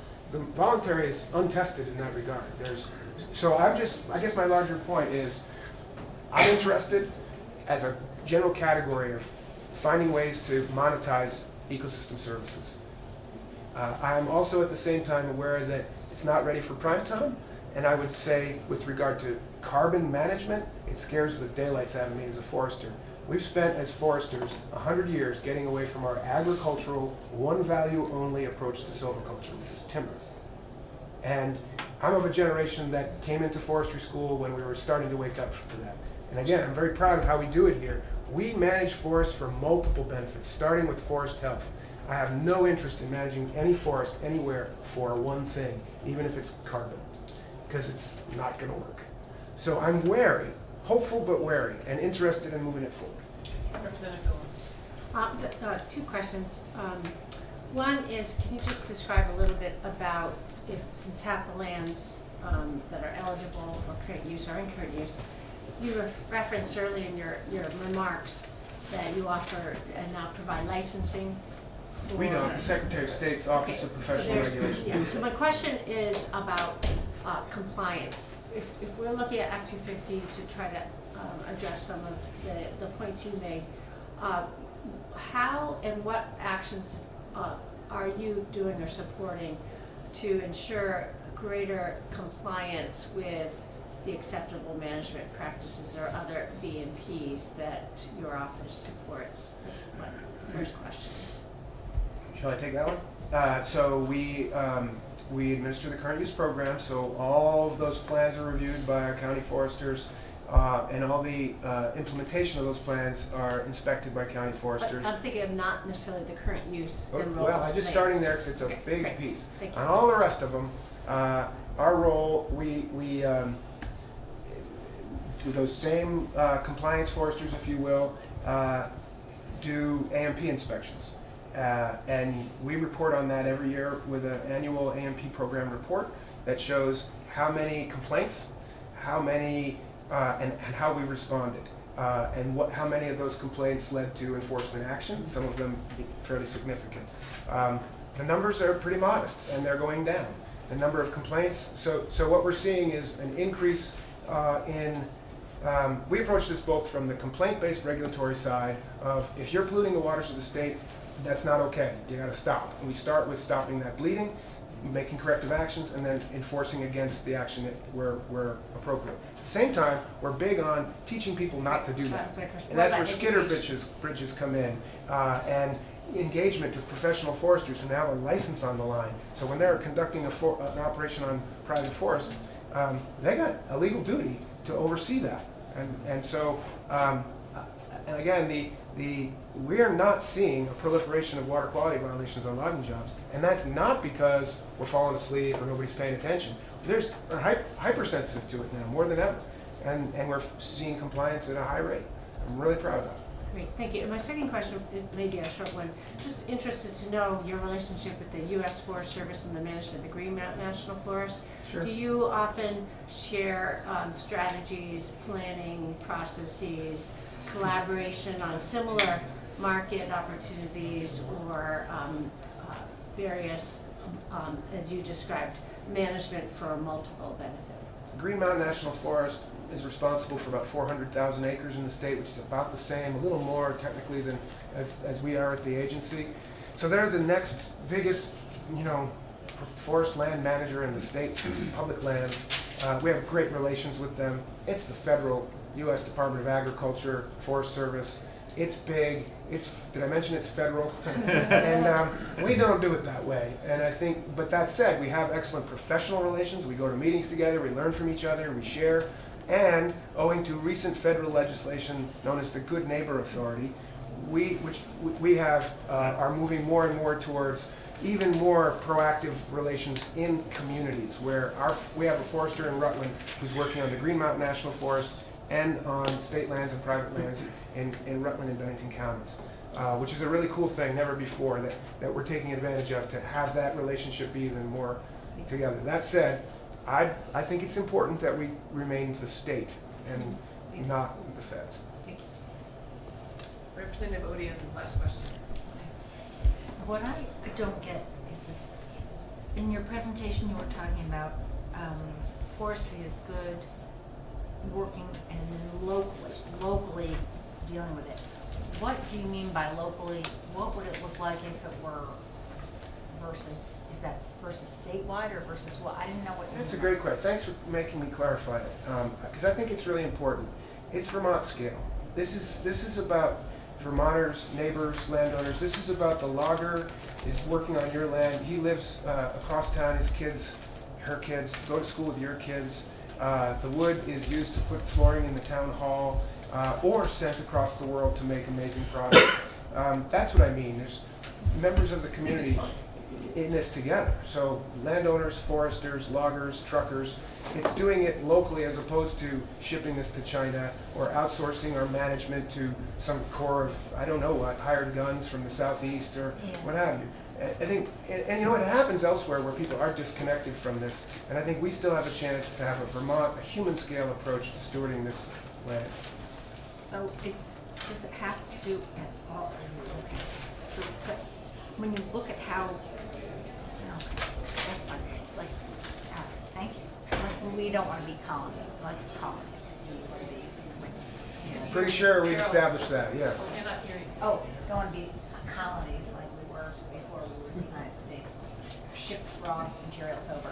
But I guess what I was thinking you were going to say something about the local enforcement, the local, you know, if that All part of versus statewide, are you saying not statewide? No, we have, I don't actually, know. there's a law that you all have created that, it's in the municipal statutes.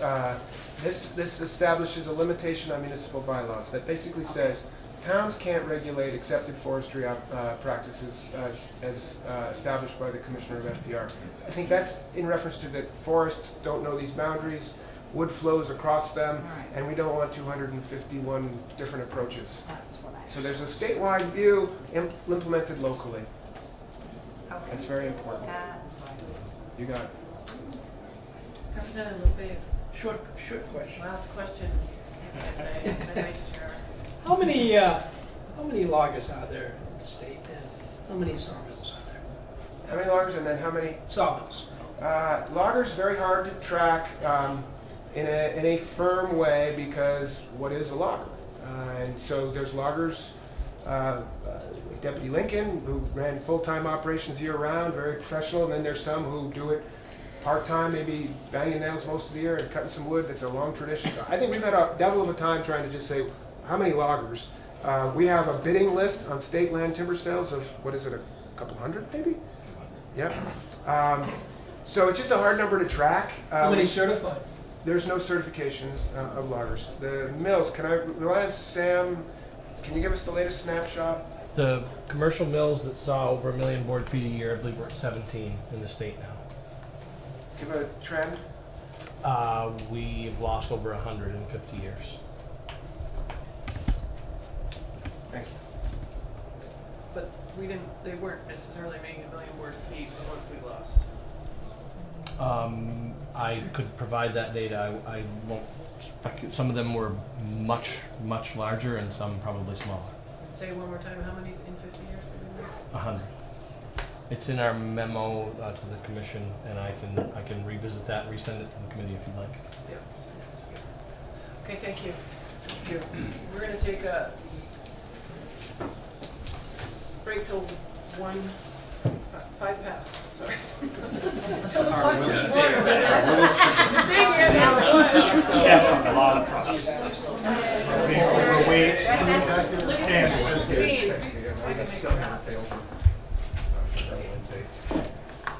We are 1, 2, 3, 4, 5, 6, 7. Yeah, I know, but I have to take it. I'll do it for you.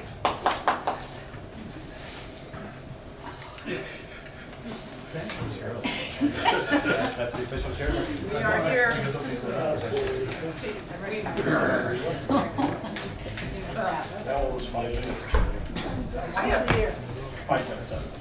Bethany Sargent on the agenda, not the illustrious David Mears. So welcome. Thank you for being here. Are you Bethany? I'm Bethany Sargent. I staff the committee. Okay. I work for the Department of Environmental. So you sent the email. I sent the, yes, I coordinated And with and Laura David to is send it out. presenting to it. Correct. Great. Thank you. Welcome. Thank you. Shall I just jump in? Yes, we're ready. Well, so thank you, Madam Chair and members of the committee. My name is David Mears. I am one of the citizen members of the Lake Champlain Advisory Committee. And I thought what I would do is allow the members of the advisory committee who are here to introduce themselves. Then I'll give a brief overview of the committee and our role. I want to talk then about our priorities and present our action plan to you, which are primarily, as you would guess, focused around the health of Lake Champlain. But perhaps if the committee is willing to tolerate this, we could just go around the room with our committee members. I'm Lori Fisher. I'm chair of the Vermont CAC and also clerk for the Lake Champlain Committee. I'm Louis Grove. I'm actually just a law student working with David Mears. I'm not actually on the committee, just here to chat. I'm Bob Fisher. I'm the water quality superintendent for South Burlington. I'm from Barrytown. I'm also government affairs chair for the trade association. And I'm the oldest, fattest freestyle skier. Coach at Kelly. You're the what? I'm the oldest, fattest freestyle coach you'll ever see. Top team in the country, KMS. Yes. Wow, you're all over. It hasn't changed in years. I'm still the oldest. I'm Mark Nutt. I'm an environmental and land use attorney from South Europe. And a number of them. And I'm Bethany Sargent. I work for the Department of Environmental Conservation as a Lake Champlain Outreach Coordinator, and I staff the committee. Yeah, Wayne Elliott. I'm a consulting engineer, and I live in Essex. And I think that's everyone who's a committee member who's here. The members who are not here include Eric Clifford, who's I'm sorry? I'm here. Oh, and Representative Odie is also a representative, yes. And Eric Clifford, who's a farmer from Starksboro. And on the back page of this document in front of you has the rest of the members. Bill Howland, who's a resident of Isle Lamont and the former head of the Lake Champlain Basin Program. And I believe Senator Lyons, will Senator Lyons continue to be on the committee? She was reappointed. She was reappointed, and another senator, Senator Randy Brock. Randy Brock, will also be on the committee. I don't know that the other House member has been appointed yet, or recommended by the Speaker. And then Jeff Winberg was here earlier today. He's from the city of Rutland and the Public Works Director there, but he headed home to get ahead of the snowstorm. So we are, just a quick history on the Lake Champlain Citizens Advisory Committee. We were established, I believe, in the late 80s, around the time that there was an agreement entered into between then Governor Cuomo of New York and Governor Madeleine Kunin of Vermont and the province of Quebec. That later led to the formation of the Lake Champlain Basin Program. And, but in the course of that formation of our committee, we were formed by statute. The Vermont General Assembly created this body. We are all appointed by the governor. And I think at this point we've all been appointed by the current governor. I think there's been enough rotation that that's the case. And we are currently recruiting for a couple of additional members. We want to continue to grow we have over the years reflected a diversity of representation across the basin from south to north. We try to include a diversity of the perspectives and interests that have an investment in a clean Lake Champlain. So I've mentioned that we're recruiting now to the extent that you know of folks, and as you look at this list, if there's kind of interests or groups that you think should be represented, we're right in the middle of making recommendations to the governor for the next round of appointments. Our role is we're not a 501c3. We have limited staff. We have just a portion of Bethany Sargent's time and a very tiny budget that basically supports a set of public meetings. So the work that we do is the work that we accomplish at our meetings, which we hold monthly over the course of the year. We serve a couple of kind of official formal functions. One is that we advise the Lake Champlain Basin Program. That is, for those of you who aren't familiar with it, it's an entity that is created by federal statute. It gets, thanks largely to the efforts of our delegation, and particularly Senator Leahy, substantial sums of resources that it allocates out towards Lake Champlain issues across culture, education, ecological protection, clean water kinds of issues. And we are one of the 3 citizen groups that advise them on priorities as they determine their opportunities for action, which is their plan of how they allocate, fund, and distribute resources. We also, the other function that we have is to advise the governor and the administration and the General Assembly on our recommendations. These are recommendations that are based on consensus. That's the model that we've been using at least since the time that I've been involved. So this reflects a shared understanding. There's no kind of minority perspective on this. If it's in this document, it reflects our determination of what we think are the top policy priorities for the state of Vermont. We, for the last several years, the single highest priority for us has been clean water funding. So I'll start with that. Then I'll pause and take any questions, and then I'll turn to the issues on the backside. But before I turn to the substance of our recommendations, I wanted to pause and see if anyone had kind of questions about who the Lake Champlain Committee is. Do you have a silver bullet for the funding? Yeah. We're open, we're all ears. All right. No, we don't have any silver bullets. Damn. I should note, maybe it's useful to note for context, that the work that we do at our meetings is that we don't just sit and talk to ourselves. Although there's a substantial amount of expertise and knowledge among the committee members, we invite experts from various sectors, from state government, from federal government, various advocates, represent a range of expertise and background to give us their input and information that we then use to formulate our recommendations. So this does not reflect a particular agenda. It's our best effort to present to you what we think are a shared set of ideas that reflect what people who care about Lake Champlain think should be done. Well, so if no questions about who we are, then I'll turn to the substance. The number one priority for us for a number of years running has been clean water funding. And that And by funding, it's not simply just to retain the existing funding structure, but particularly to invest new dedicated state funds. As you are undoubtedly already aware in this committee, there are a range of different sources of funding that go to clean water, from various federal agencies, from state funding, from private investment, from municipal governments already. But the single biggest challenge that the state has faced without success over the past multiple decades, we've known since the 70s, that the single biggest challenge for our waters in the state, and not just Lake Champlain, but Memphremagog, Connecticut, and every stream and pond and lake in between, is the problem of stormwater runoff, the precipitation-driven runoff of our farms, our fields, our roofs, our parking lots. We have made great strides in dealing with the water pollution from a broad array of other sources of water pollution, but that has been the most challenging and problematic. And in part that's because it deals with almost every land use that occurs on the landscape. It's important to understand about Lake Champlain that it has a very large watershed. The ratio of land area to the surface area of the lake is 19:1 or 18:1. Which is quite dramatic. Compared that to say 1:1 or 2:1 in the Great Lakes. That means that every drop of water that flows into Lake Champlain has landed somewhere in the watershed and flowed across the landscape, picking up pollution all along the way. So to the extent that we have parking lots or poorly managed farms or logging roads that have been abandoned are causing erosion, or we have a major flood event that washes out a bridge and abutment and causes massive erosion, all of that sediment, that nutrient load ends up in Lake Champlain or the Connecticut River or Lake Memphremagog.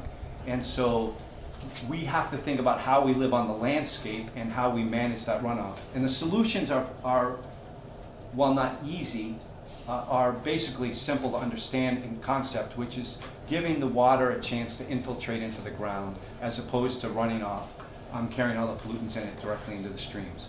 That requires a substantial investment. We don't, of all the various sources of funding, the federal, state, and other funds, a lot of those funds are not strategically deployed. They're focused on a set of fairly siloed sets of investments. And one of the things that we have recognized in this state for the last really decade is that having additional state money that doesn't come with federal strings, that can be used to catalyze private investment, municipal bonding, or additional federal grants, or other sources of funding, is an essential part of making investments across the landscape at a scale necessary to address the precipitation-driven pollution that is plaguing the lake. So that's why state funding is such a priority.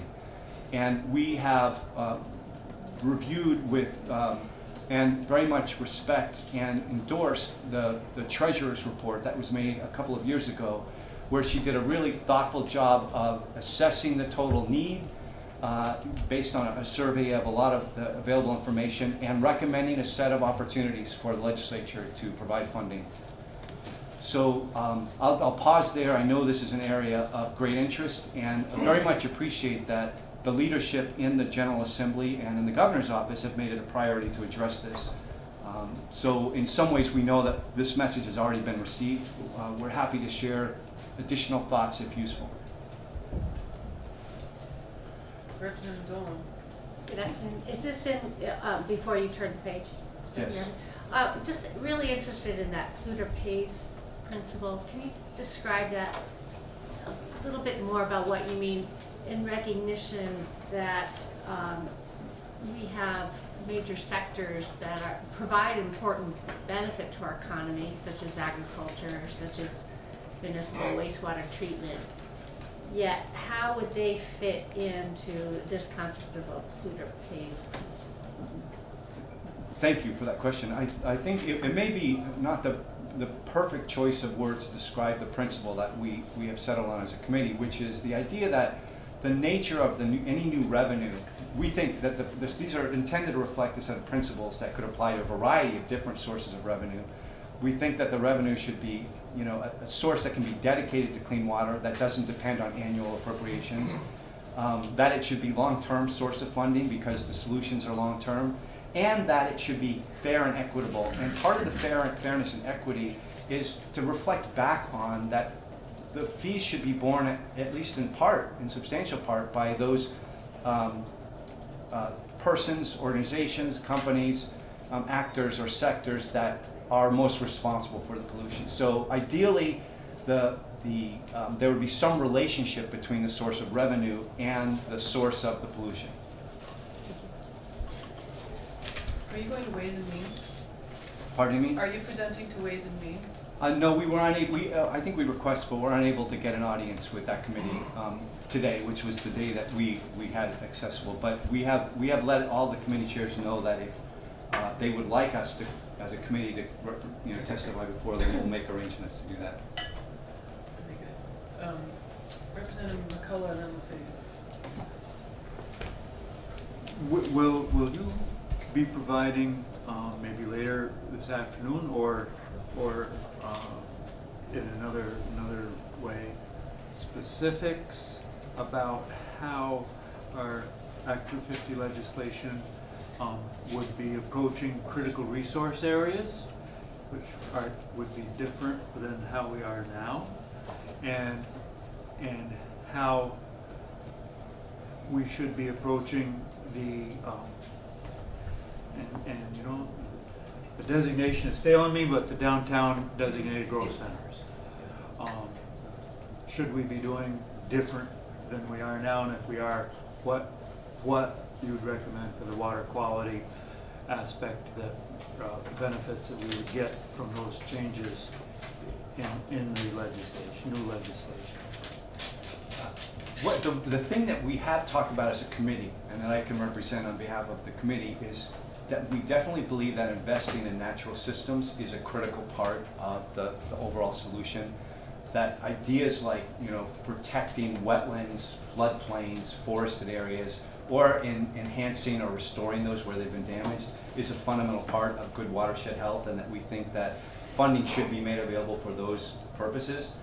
We have not, as a committee, in all honesty, had a conversation about the Act 250 changes that are being considered. And as you asked that question, it occurs to me that's something we probably should add to our agenda to look at the intersection between land use and clean water, because it is so fundamental. Yeah, day after tomorrow would be soon enough. Right. Tell me, what is your estimate now, how much the state should be given a year toward water cleanup of the lake? We've recommended an amount of $30 million a year, partly building off of the treasurer's recommendation, an estimate of $25 million, or maybe it was 24, but somewhere in that range. And our suggestion is that That was a conservative number. We'd encourage the General Assembly to go above that, because there are also, in addition to the basic issues around phosphorus control associated with stormwater runoff, there are a range of other pollution issues, and there are other tools that we think that the Agency of Natural Resources and other actors in the clean water arena should be able to address. So we've recommended $30 million a year as an amount that we think would make significant progress. And you're so comfortable with the spread over a 20-year period? Yeah, I mean, 30 million a year over 20 years, absolutely. And you know, I'm speaking not on behalf of the committee, but on my own behalf, and based on my experience in working on this issue over the years, it's hard for the scientists to really project out 20 years about exactly how these solutions will play out. One, there are both people that could make a case that that's not long enough and it's not enough money to get us there. There are also people who can make the case that, you know, a more positive case, that there could be some unexpected synergies and feedback loops that could really supercharge the progress. So as far as all the scientists that I've spoken to and the modelers, 20 years is as far out as they can reasonably estimate and see. And it also happens to have regulatory meaning in the sense that that's essentially the deadline that we have under the Clean Water Act as established by the Environmental Protection Agency. Sure. About this, the CSOs here, the constant overflows that we read about. You know, it seems like that's such a natural place to start. I mean, we keep on dumping sewer into the lake. You know, I understand why it can't be just fixed. That is a really great question, and it is I was expressing some frustration earlier today to a colleague that 9 out of the 10 newspaper articles that appear in the public arena are about combined sewer overflows for obvious reasons. They're gross. You know, the idea of untreated sewage flowing, you know, through our ditches and streets and into our waterways is a really unpleasant idea. When you step back and look at the system in terms of what's causing the biggest water quality impacts in the state, it's not combined sewer overflows. They are very expensive to deal and address, and we have to do it. Not just because it's gross, because it's a public health threat. But at the same time, if we were to shift all the limited resources we have, which is what it would take to fix the combined sewer overflows in the short term, we would have missed important opportunities to deal with issues like back roads, agricultural pollution runoff, or developed land runoff, where using that same funds would have a much higher level of impact. And that's a challenge. I wish Jeff Winberg were here. He can speak really eloquently about the trade-offs that he faces in the city of Rutland in balancing the need to invest in making sure that they continue to make progress on addressing combined sewer overflows and reducing them, at the same time not diverting funding away from the importance of dealing with stormwater. Herbie, go ahead. Yeah, just wondering about measurement of progress. How many years would we need to be implementing the variety of projects to see some kind of a improvement in the water, and what kind of improvements would be indicators of water improvement? I'll give a kind of a 3-level answer to that. The first is that it depends where in the watershed you are.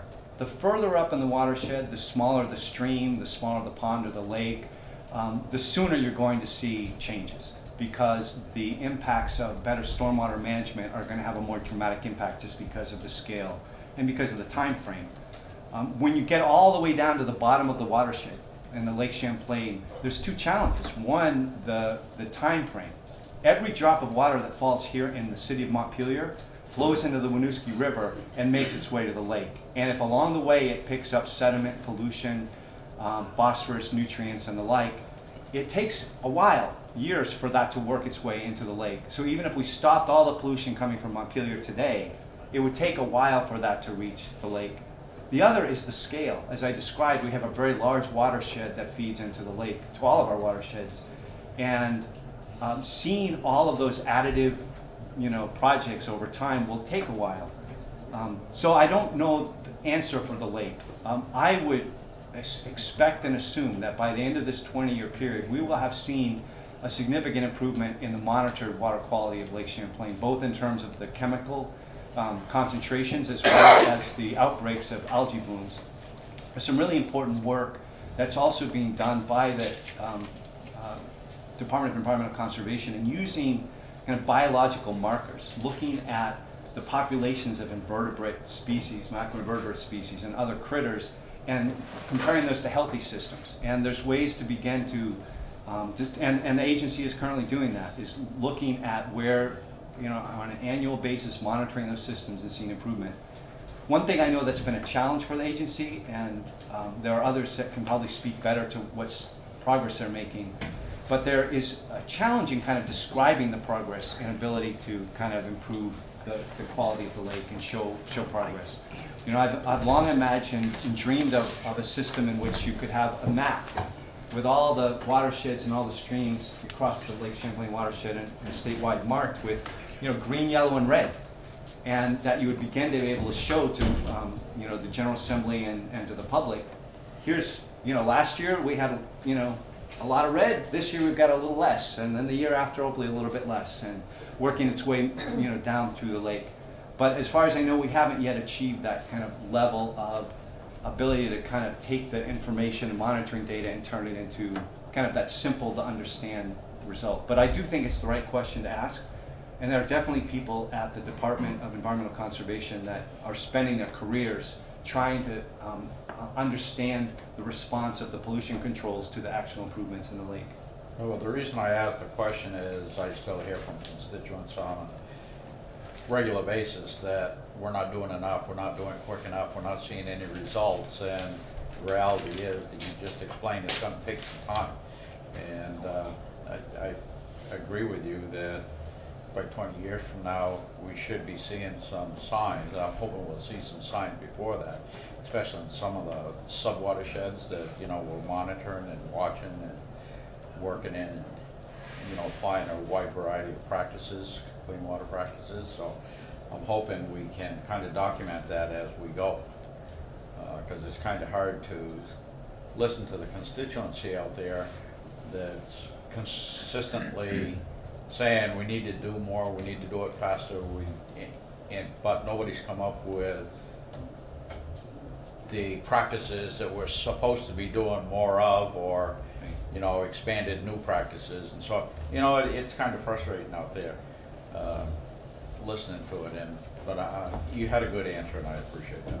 Well, I just want a footnote for our committee. One of the things that we have done under Lori Fisher's leadership is really evaluate ways that we can get out into the community across the basin more effectively. And we did, for the first time this fall, have a series of meetings across the basin in gymnasiums and city halls and so forth. And we learned a lot. We learned both that we need to do a better job of advertising some of them and pick different locations for others. But for the ones where we had really good turnout, we got great feedback and had good conversations. And I think that for our committee, for this committee and for the nonprofit organizations that are involved in this work and for the agency, all need to do more outreach to communities to let people know what's being done so they can understand why we're asking them to make an investment of their precious tax dollars. Okay. Thank you. Should I turn maybe to the back side of this page? And, Because we're short on time. We had you we're out of time? till 3:30. Okay. Yeah. All right, sorry. We'll read it. Yeah. Thank you. Sorry. The The good news is we're gonna review stormwater rules and understand them better. How's that? That's what's Perfect. next. That's one of the, well, I'll say one of the things at the core of all this is just to say, while we're suggesting more investment in clean water funding for stormwater pollution control, that if you did that at the cost of any of these items on the back, it would not be a net improvement. These are vital foundational investments that the state needs to continue. So with that, I'll conclude. Thank you. Thank you very much. David, good to see you. Thanks for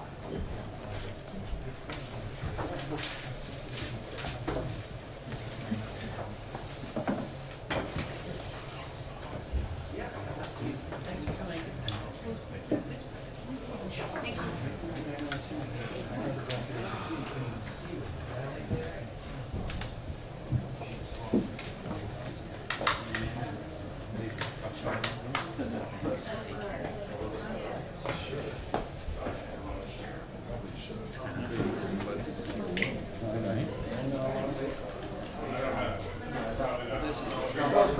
caffeine hounds.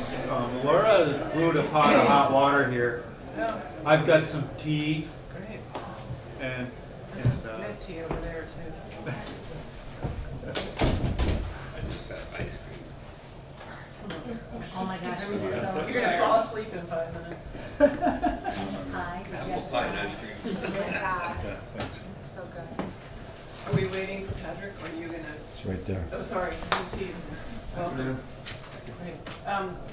So we were hoping to get a walkthrough of the stormwater rules, but then also kind of a background history from Mr. O'Grady. So I don't know which makes sense to do first. But we did it this way last Friday, so why don't I go first? Great.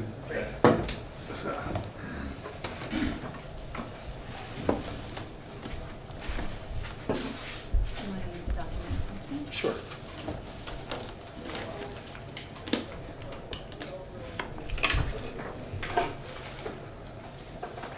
Who would like a paper copy? Yeah. So, is it a document you created? Or It's a document I created, yeah. it's here? You can't get it. Okay. Can I just say one thing? You want Last two? year, I need another one. Need a couple more. when everybody's handing me some, Yeah, last have it year, down. this committee put down Thanks. an idea of where you might, where, you know, the funding might be found for Lake Champlain, you know? And this year, they decided not to do that because by the time they put it down, we put it down, it got here. Things changed, the landscape changed. So this time they didn't say exactly where, just generally referenced that Pierce's report. I don't know what you're talking about. I'm sorry. Oh, I'm thinking about stormwater Oh, right now. sorry. I just wanted to say, as a follow-up to that, why they didn't have, you said, did you have any ideas for funding? Is that by the time it came before this committee, by the time the landscape changed, so that what they had recommended had changed so much. So this time they didn't want to recommend any particular thing and just reference that Pierce's report. Isn't this time us? I'm confused. Well, it was last session. So All right, now. that's something that we might be, apparently this committee wrote a memo about water quality funding last year. Did we draft that? Maybe, I don't know. It's our white paper, our white. We'll cover that at another time. No, Let's get into meaning the Lake stormwater. Champlain Committee, the Citizens Advisory Oh, Committee. thank you. They didn't want to write specifically what They what wanted to- they wanted to got do it. because Okay. it changed by the time they got to the legislature, what was being considered. So I just wanted to add that as the last thing. Okay, that's the last item on the last agenda.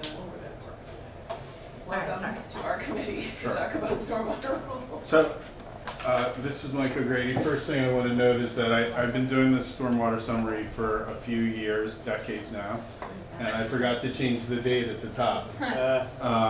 But it has been updated till 2019. So, what is stormwater?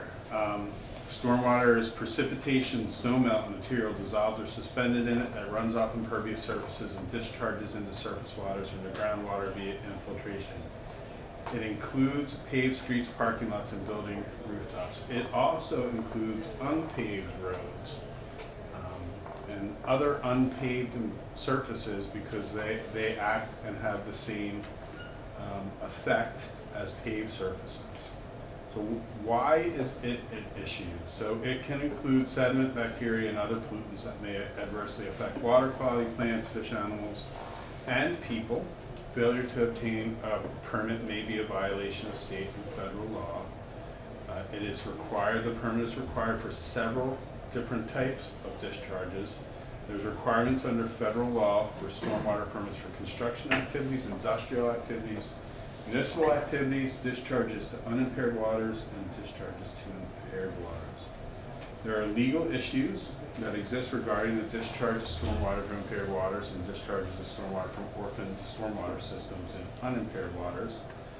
And a lack of a valid stormwater permit may be an encumbrance on property title and may hinder the sale of real estate. The problem arises in both impaired and unimpaired watersheds And the issue inspired the Orphan Stormwater System Program in 2006. Michael, I think we have a question. What is unimpaired and impaired? So an impaired water is a water that is not meeting the Vermont water quality standards for one or more of the traditional uses required by the Federal Clean Water Act and by the Vermont water quality standards. So if the A&R is required to go out every 3 years and assess all the waters of the state to see if those waters are meeting the traditional uses under the Vermont water quality standards. If they're not, they have to be put on a list, and they have to be identified. What is causing the impairment and what the impairment is has to be put on that list. And the agency then has a requirement under the Federal Clean Water Act to come up with a plan to get that water back to a point where it meets the water quality standards. Thank you. Representative McCullough. Would you update us on what orphan stormwater districts are for projects? So for full disclosure, I used to live in an orphan stormwater system. I no longer live in an orphan stormwater system. So what happened? You didn't move. And I didn't Did you move. adopt it? Yes, I was. So what happened in the late 90s, early 2000s, the stormwater permitting program wasn't working the way that it should, or that it was required, and people who received permits from the state to operate weren't getting renewals, or were creating subdivisions and they weren't properly transferring the permit to a homeowners association or to any other legal entity that was responsible for that permit. And so I'll use my subdivision as an example. I live in a 60-house subdivision. There's no homeowners association. There never will be because there are too many attorneys that live in my neighborhood. The owner, the original owner of the property was Homer Dubois. If anybody remembers Homer. Yeah. Homer subdivided his farm and subdivided one of the areas into just individual plots and sold them to individual homeowners to build. So he did not transfer the permit for the state permit for the entire subdivision to the individual lot owners, and he didn't include it as a condition of the deed that he transferred to the individual lot owners. But that subdivision was still subject to a permit. It never was renewed because there was no one that took responsibility for renewing it. Homer died. And the program went on without anyone applying, with A&R not wanting to enforce against 60 property owners because of the equity issue there. And so we were orphaned. We didn't have anyone that was our permit holder. We didn't meet the permit standards, and we basically were kind of left out there in limbo. And under state Supreme Court precedent, failure to obtain a state permit when one is required can be an encumbrance on your property, which can affect your ability to get title insurance, which can affect your ability to sell your home. So what was happening is people were putting money in escrow to cover the cost of whatever the future liability would be in the orphan stormwater systems. That is actually, if you had a good real estate attorney who actually figured out that you were in an orphan stormwater system, I didn't. So I was just on the hook for whatever the liability was. The people that sold to me weren't required to put in anything into escrow. So was that malpractice? Probably, but he was also the uncle of my wife's best friend. So you sued him. So in any event, what happened is that the state issued the MS4 permits. And as part of the MS4 program, the municipalities could assume the responsibility for stormwater management and permitting in some of these orphan systems. And that is what happened. They issued the MS4 permit. And my subdivision, except for a small triangle of my backyard, is in that MS4. And so we're now covered because the statute says when the municipality assumes responsibility for the permitting that is required. So we have been adopted underneath the MS4 permit. And Patrick, I don't know if you want to add anything to that. I mean, there were, at the time the Vermont program came over from the wastewater division to the then water quality division, and we took responsibility for it. There was over 1,000 of those expired permits, and some of them were cleaned up, and as you described, but then the legislature also provided a program of funding and technical assistance, and we worked to get all those expired orphaned permits renewed. So the state started regulating stormwater in the late 70s, early 80s, and it was not under a federal program. There are federal requirements for construction, for industrial runoff, for municipalities of a certain size. They are all required to have individual permits, and the state is the delegated entity that administers, implements, and enforces those 3 federal programs. But the state also has an operating permit program, and has had that for 4 years, and it's a post-construction operating. So once you've built, you need a permit to have that stormwater runoff or flow into or discharge into a water of the state. And that program went through a very dramatic, very lengthy litigation period in the late 90s and early 2000s, and I am not going to talk to you about that. What happened is that in 2004, because of one of those decisions, by one of the courts, it was difficult, if not impossible, to get a permit, stormwater permit, in some of the stormwater impaired waters, the 13 stormwater impaired waters. The General Assembly responded to that by enacting Act 140 of 2004. And it was a comprehensive rewrite of the stormwater statutes. And it required stormwater rules. And it required A&R to adopt a rule for a stormwater management program that included all the regulatory elements of that stormwater program. It was to require permits for discharges of regulated stormwater from development, redevelopment, or expansion of impervious surfaces equal to 1 acre or more.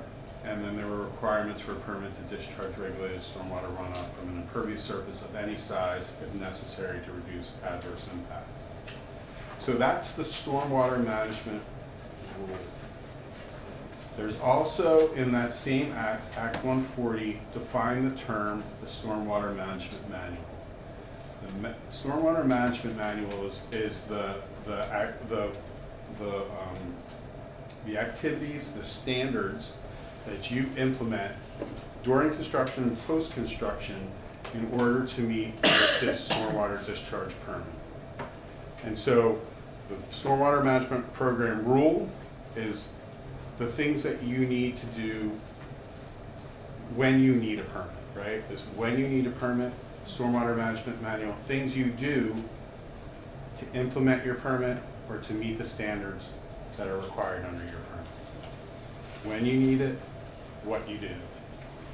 So the Stormwater Management Manual is adopted by rule as well. And when A&R issued the rules required by Act 140, they did them in a couple of different stages. So there's a few different rules. There's the manual, there's a rule for impaired waters, there's a rule for unimpaired waters. And so there's a couple of different stormwater rules out there. In 2016, you decided to totally write the stormwater statute again 14 years later, or 12 years later. And you did that because in each of those 12 years from 2004, you amended 10 VSA 1264. Literally every year from 2004, you amended 10 VSA 1264. And it turned into kind of a little Frankenstein's monster of things that were kind of grafted onto different subsections. So in Act 64, you rewrote it, and it clarified the activities that required A&R stormwater permit, construction of 1 acre or more of new impervious surface, the industrial discharges, municipal separate storm sewer systems, construction, earth disturbance of 1 acre or greater, expansion of new impervious surface by more than 5,000 square feet, discharges from municipal roads, which was new in 2016, retrofitting of old impervious surface, which was also a new requirement in 2016. It also clarified the exemptions, farming, and a few others. But it also required a rule, and you'll see that on page 3. The bottom of the page, on or before December 31st, 2017, the Secretary shall adopt rules to manage stormwater runoff. At a minimum, the rules shall set primary goals, establish criteria for the use of the basin planning process, ensure consistency with the Federal Clean Water Act, include technical standards and BMPs that address stormwater discharge, specify minimum requirements for inspection and maintenance of stormwater management practices, standards for the management of stormwater runoff, allow municipal governments to assume full legal responsibility of a system, include standards with respect to the use of offsets and fees, include minimum standards for the issuance of stormwater permits during emergencies, the extent appropriate, authorize the permitting process use of certifications by professionals, include standards for alternative best management practices at high elevation, and establish BMPs for improving healthy soils, which I always get to that and I'm like, why did we include that? I don't remember why. So that is what the rule in front of you is supposed to do. It is also there to put into the rule the requirements for the municipal roads general permit and what I call the legacy 3 acre stormwater impervious surface. It's those tracts of impervious surface 3 acres or more which were never permitted or were permitted under a pre-2002 permit standard. And that's basically what's in the rule. I don't know if you have a copy looking around. I doubt that you do We because have 2 down here. Trevor and I both have one. it's very large. The agency, in my opinion, did a great job of responding to the public comment. And that's what I have to say. I have a question for you. Last year we go to a half acre, and if so, when does that come into play? Yes, you do go to a half acre. That is actually referenced in the rule. Maybe I should have Yeah, So it comes to us through rule, but wasn't in Act 64, was it? Wasn't in Act 64. You did that last year. Okay. And so it's 2022? Yeah. And the legacy one is split between Lake Champlain and the rest of the state, and it's a pretty big difference. It's between Lake Champlain and Memphis Magog are in one category, and the rest of the state are in another category. The rest of the state, you move to 2033, and for Champlain and for Magog, is it 25 or 26? 23. 23.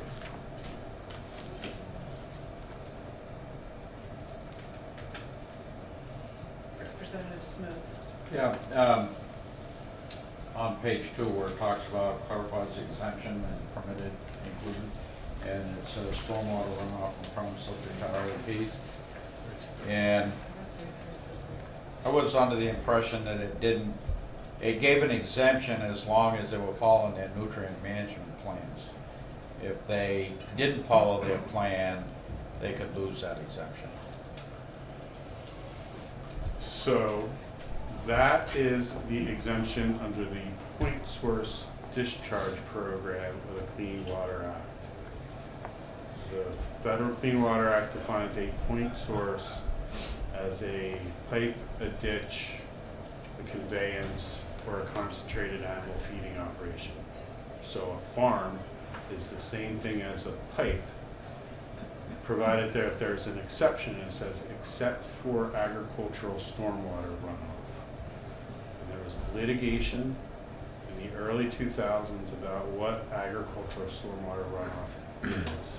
It's a case out of the Northern District of New York called Waterkeeper, which determined that you qualified for the agricultural stormwater exemption if you were engaged in site-specific agronomic practices. Nobody knew what that meant at the time. It later evolved into an interpretation that if you were implementing a nutrient management plan according to the terms of the plan, you were implementing site-specific agronomic practices, and you did not need a point source discharge permit.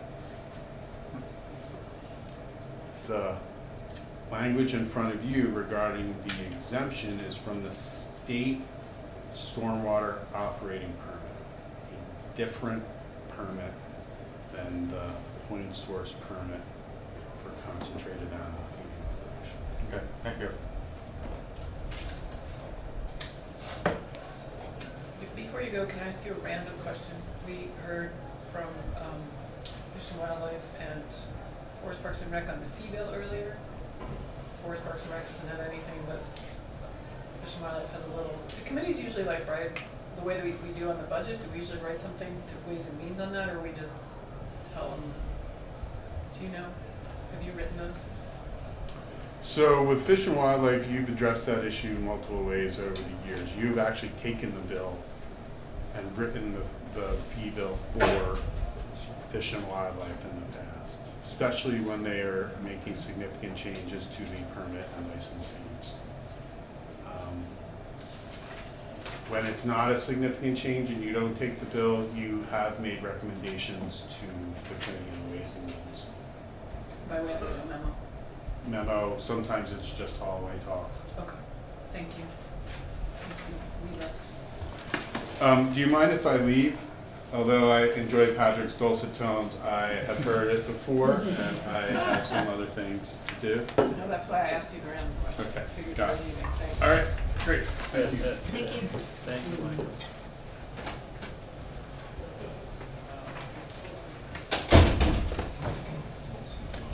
Last time, promise. Oops, sorry about the time, sorry.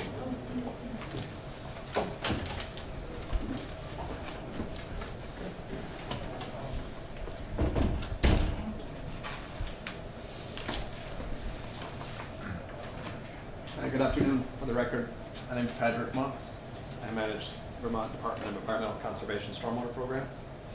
Thanks for the opportunity to come here and speak with you about our forthcoming stormwater permitting rule.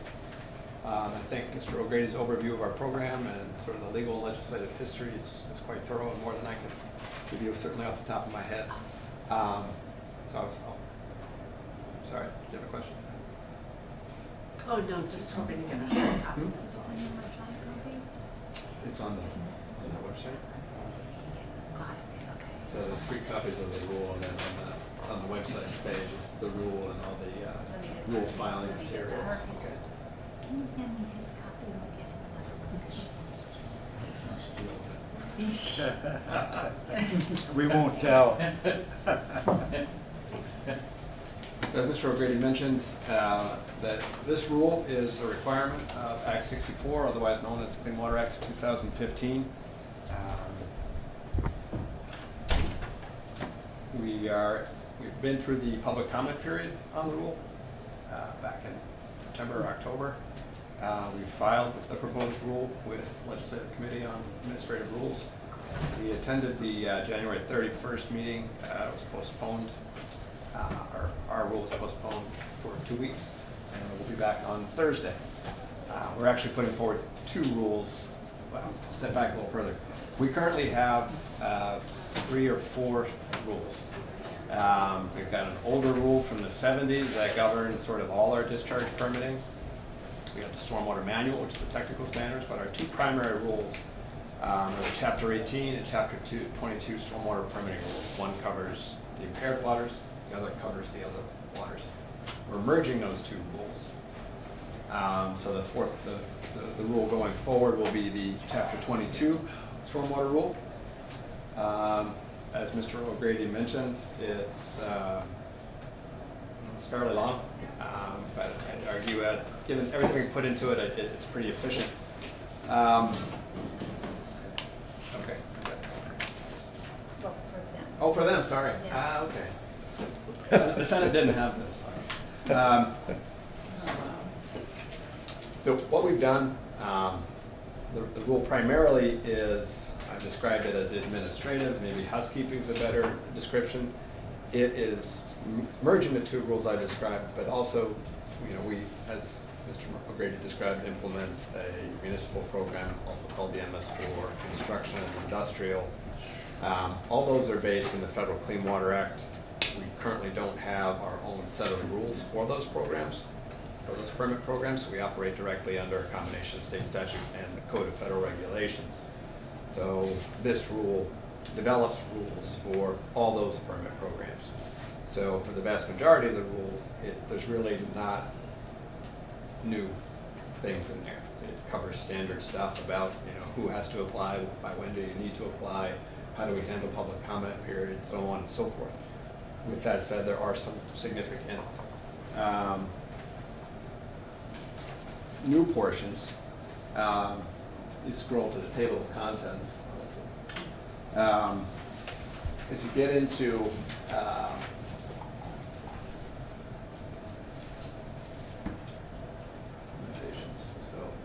scrolling through, it's all the standard stuff to begin with, then we get into construction permits, industrial. When you get into operational stormwater permits, and then engineering feasibility analysis, impact fees and offsets, that is the heart of what are called the 3-acre requirements. So again, under Act 64, we were directed to do some new things, develop and implement a municipal roads general permit to address stormwater from all our roads. And to implement phosphorus control plans through the MS4 general permit. We've done those things. The rules are consistent with what we've done, but it doesn't describe new things that we haven't seen before. But Act 64 also required us to address 3-acre sites. 3-acre site, as defined in the rule, is any parcel with 3 or more acres of impervious surface. Impervious surface, as described, is the hard surface, roofs, roads, parking lots. So a parcel with 3 or more acres that never had a stormwater permit, or if it had a permit, it got its permit before 2002. 2002 was sort of when we adopted our stormwater manual. So the standards before then certainly are not as protective as the standards that came after them. So that was the line that was drawn in the sand in Act 64 as to who needs a permit. The primary driver of that requirement was to address contributions of phosphorus from developed lands, housing developments, commercial developments, industrial developments that are contributing to the impairment of Lake Champlain. The Lake Champlain TMDF acknowledges that we need to reduce those phosphorus contributions on average by about 20%. So we can do our best that we can for new development, but to achieve the clean water goals, both within Lake Champlain, stormwater impaired waters, Lake Memphremagog, again also to protect high quality water throughout the state, there's acknowledgement that we need to address discharges, these legacy discharges. So Act 64 required us to develop standards for those 3-acre sites. And so the rule has done that. It establishes, okay, if I am a 3-acre site, I've got 3 acres of impervious, never had a permit, or it's got a mold permit.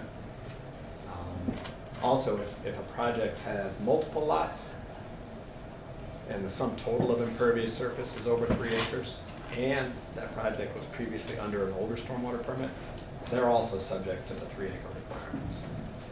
So, generally speaking, a 3-acre site will need to undertake an engineering feasibility analysis. So that is, look at your existing site constraints and then implement the best stormwater system that you can. So by site constraints, I mean, You know, you don't have to dig up and move, you know, gas pipelines, you don't need to fill in wetlands or cut down nice intact stands of forest or buy new land. But to the extent you have available land, you need to pursue putting in the most effective stormwater system you can. The treatment requirement is what we call a redevelopment standard. So it's the same standard that a project that was going through redevelopment, that is, let's say you owned a 2-acre parking lot and you were going to redevelop it, turn it into some buildings. That would require a permit from us and the treatment standard. Generally speaking, how much water, what volume of water you need to manage in compliance with our standards is the redevelopment standard. So 3-acre sites will be subject to that same standard. If they are in a stormwater impaired water, they're also required to meet what we call our channel protection volume. That's holding back a volume of water associated with a 1-year storm to prevent the stream channels from undergoing additional adjustment as we develop, especially in smaller watersheds, and we shunt more runoff to those smaller streams. The stream channels themselves degrade and erode, and the sediment produced through that process overwhelms the stream and wipes out or degrades the biology in the stream. So stormwater impaired waters, where they're not meeting standards as a result of excess stormwater, need channel protection. If those watersheds are also in Champlain, they need redevelopment. But for the majority of Lake Champlain, it's the redevelopment standard. And so a project, first step is to assess site constraints, then develop the best plan they can put on. To the extent they're not able to meet standards, they are then subject to impact fees. Impact fees are $25,000 per acre of impervious surface for redevelopment, and $25,000 also for channel protection. To be clear, the redevelopment standard is 50% of what a new project would have to meet in terms of water quality treatment. So the maximum fee, as described in the rule, that a project would have to meet is actually $12,500. So if by chance a project could do nothing towards meeting the redevelopment standard, they would pay $12,500 per acre. Again, channel protection is $25,000. There is no, you can't just choose to pay your way out. You still have to do the best you can. Based on our previous experience, we thought it important to have that backstop of impact fees, so projects aren't just trying to say, well, you know, the less I have to do, the less I have to do. By having that impact fee, I think it creates an additional incentive. Also for projects that exceed standards. So if you can provide more than the redevelopment standard, and it's more than 50% of the water quality volume, you're eligible to receive impact fees at those same rates. Or if you're a project that doesn't need a permit, so maybe you're undergoing some level of site redevelopment that doesn't trigger a permit, but you're willing to obtain a permit and provide treatment consistent with our standards, you're eligible to receive impact fees. Representative McCullough. Padraic, I'm going back in my hard drive here, thinking about the residual designation authority, and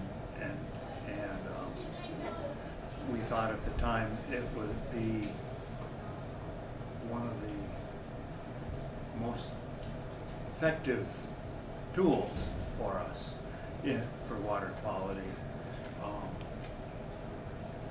I don't think, well, I know I never considered that in the development of the rules for this, that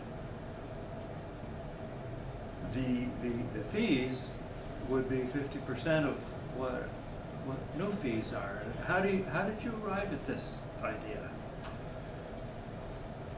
Sure, that, you know, we've have experience with impact fees going back to the early 2000s when we were dealing with the legal decisions and the legislative directives regarding stormwater impaired waters. Mm-hmm. So, you know, the current fee for a new project that meets standards, if you're in stormwater impaired water and there is no TMDL, you know, it's $6,000 per acre. The maximum fee actually is $30,000, but it's reduced by 80%, depending, you know, if you comply with standards, which you're required to do.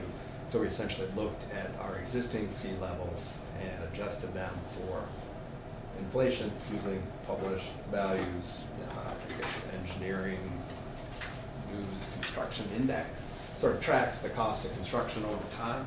So we accounted for that, and that was sort of the starting point for establishing the fees. Those are the new fees. The impact fees. Now, to be clear, we're not affecting what a permit application fee is in the rule. These are just stormwater impact fees. And so as to the permitting standard itself, we're acknowledging that, an existing 3-acre site does not have the same flexibilities that a brand new development has.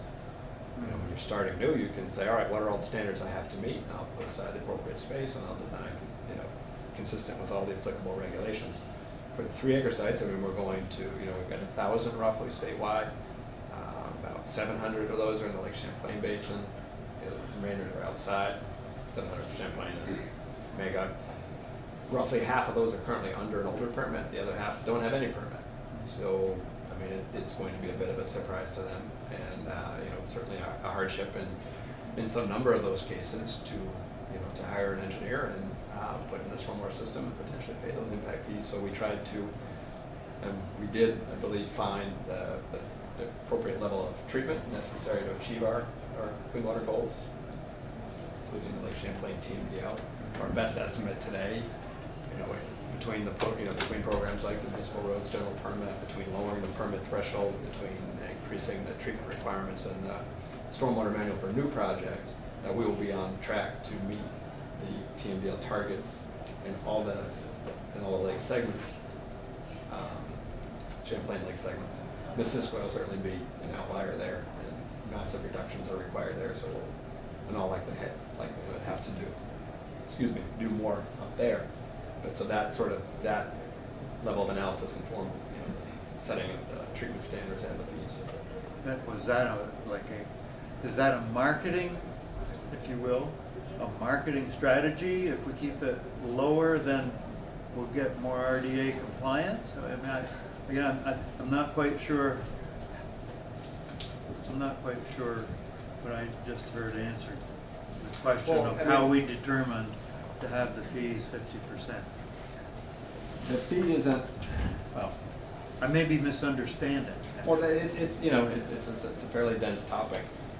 It's the treatment standard is 50%. The redevelopment standard. So if you're a redevelopment project, or if you're a 3-acre site subject to the redevelopment standard, it is 50% of the volume that a new project would have to apply. So 50%. So the 25,000 was set for water quality volume, because the redevelopment standard is half of that. Yep. In effect, it comes in at 12.5. There you go. Okay. I got it. The representative is a little dense. No, it's I shouldn't struggle explaining it given how much time I've spent on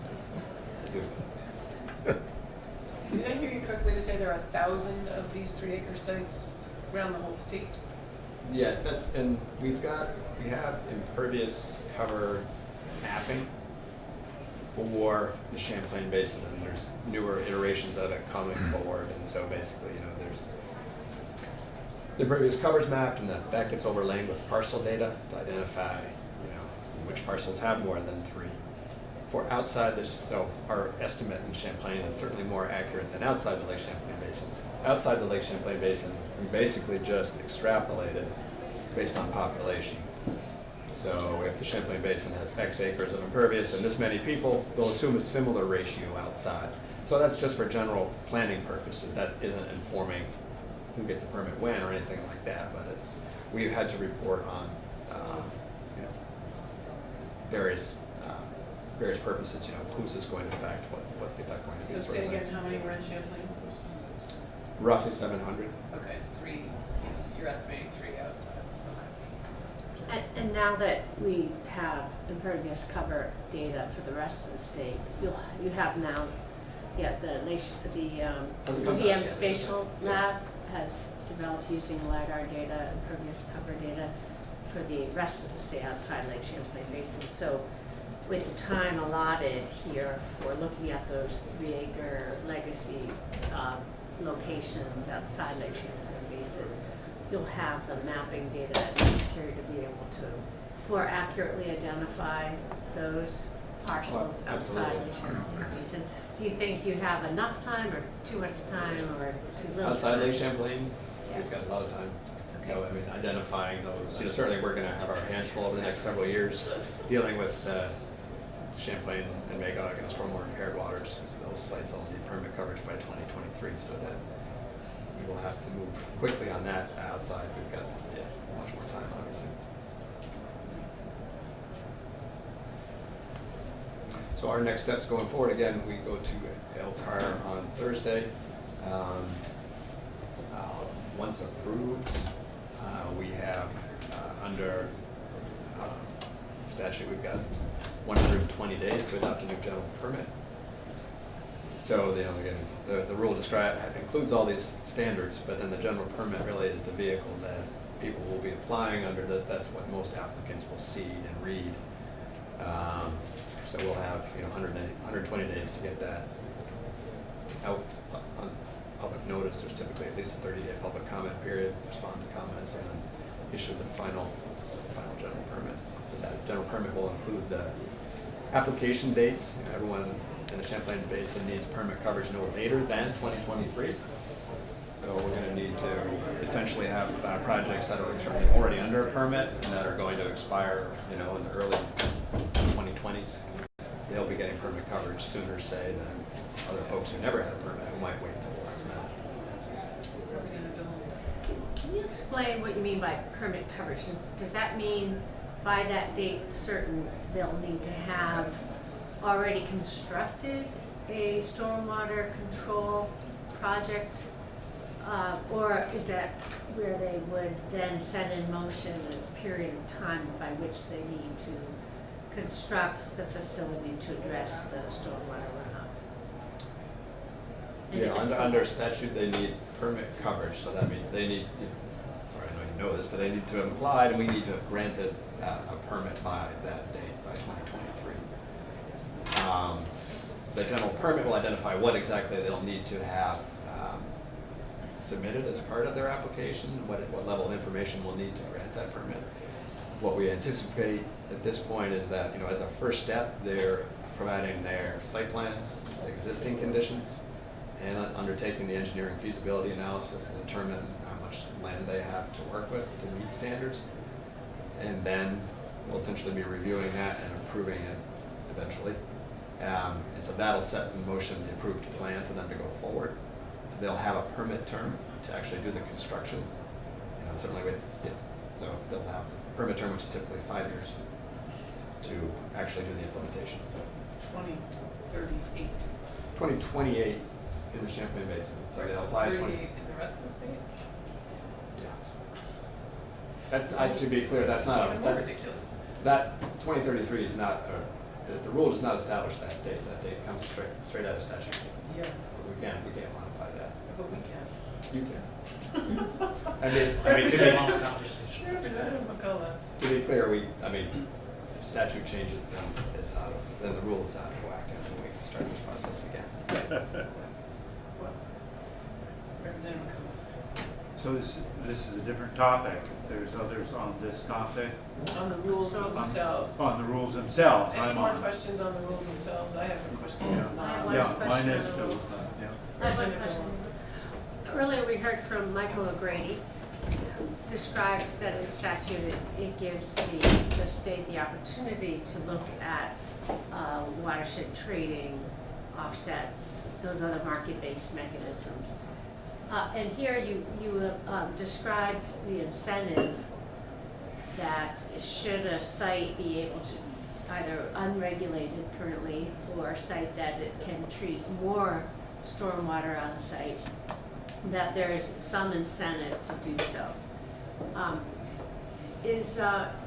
you anticipating that there's enough incentive in place to encourage either the non-regulated hard surface owners to want to participate in this program, to treat their stormwater,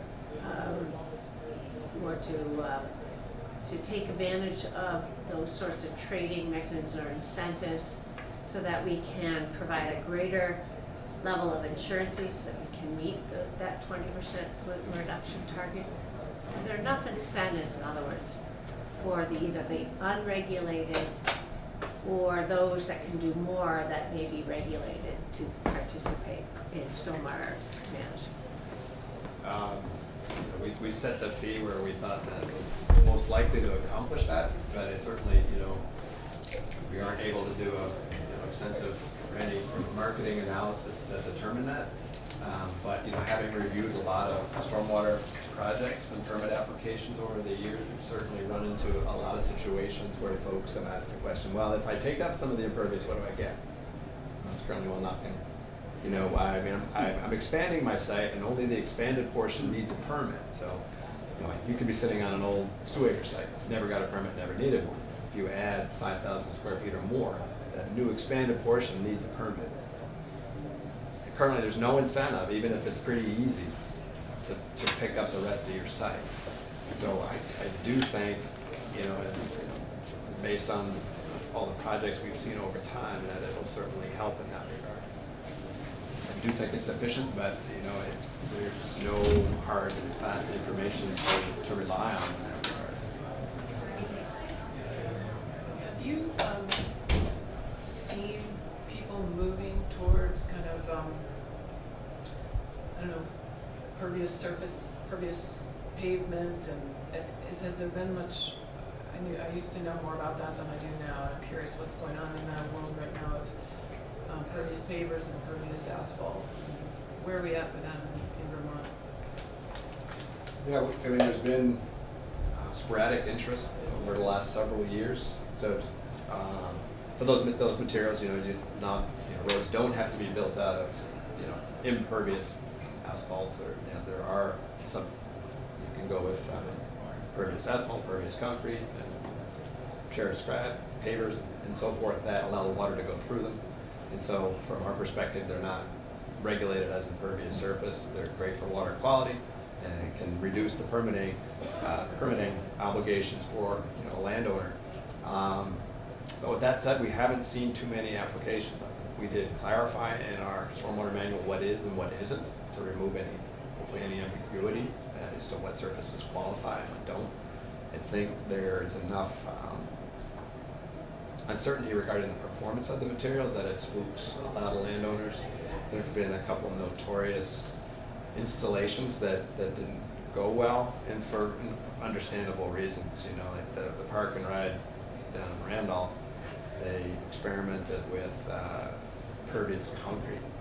And what we know about pervious concrete is if you hit it with salt, especially in the first year or so as it started to cure, before it's completed curing, it can really fall apart. Other installations, there's a pervious sidewalk up in St. Albans, and I forget the gentleman's title, but there's not the city manager, but someone more involved with the operations. He says it's great. It's easy to keep the ice off of it. It holds up really well. There's been a smattering of other installations that hasn't really taken up. Did Champlain College do a big when they redid their kind of water and Champlain College? Yeah, was that pervious? I'm not sure about that. Right. Any other questions for Patrick? Representative McCullough. Yes, Patrick, I'm thinking to what I'll call the last line on Michael Brady's slide for rural development from Act 64, and it had to do with impervious soil, or healthy soils. Healthy soils, yeah. How did you deal with that one? What are the rules talking about there? So the rules, so a lot of these are sort of the general things that need to be included in our rules. Healthy soils come into play in the context of the stormwater manual. So the healthy soils, there's been a move over several years recently towards low impact development, or more recently green stormwater infrastructure. So if you go way back decades, the more conventional approach to stormwater was put it in a catch basin and route it through a pipe and stick it in the stream, and then we got smarter and started treating stuff at the end of the pipe before it went to the stream. And then the next step has been, how do we develop strategies to reduce the footprint of impervious surface? How do we manage that runoff right at the spot, right at the source, through rain gardens and constructed wetlands and infiltration basins? And there's also an acknowledgement that the soils are often depleted during construction. The topsoil can be stripped off. So yes, it's growing grass, but it's not behaving anything like the soil might if it had, you know, a thicker, more robust organic content. So that is, I believe, where that requirement came from, you know, during past legislative sessions. And so when we developed our new stormwater manual, we have new standards regarding what's called post-construction soil depth and quality. So if you disturb areas and you're under an operational permit, disturb them meaning strip them, then you're required to rebuild that soil with to meet certain standards, you know, a certain amount of organic content. And as part of that, the slow it down, spread it out regimen as well? Yes. So can, yes. Yeah. Good, thank you. Representative Bill. I understand that, that completing this task of going through rulemaking and issuing the final legacy permit is part of the accountability framework under the Lake Champlain TMDL. What's your timeline, or when do you think this will be completed? Does that meet EPA's deadlines? We're anticipating another report card from EPA on the progress for meeting some of those milestones described, and there's a couple of remaining items, stormwater being one of them and long-term funding being another. Yeah, currently, well, the general permit that will implement the requirements for the 3-acre sites is part of the accountability framework. It's late, so no, it doesn't meet the thing in the accountability framework. I'm not as involved in that. My understanding is we got a provisional pass given that we were progressing. So we're now moving as we can to get it in place.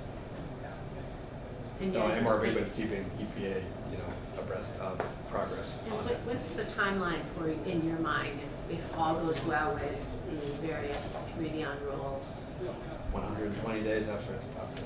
Yeah, but it's really, I don't mean to be, but we're going to try really hard to meet that date. We've got a shell of it drafted, and ink is dry on the rule. We can make sure it's consistent with the rule and get it out in public comment, reach out to our stakeholders. Thank you. Representative Lefebvre. Good afternoon. Afternoon.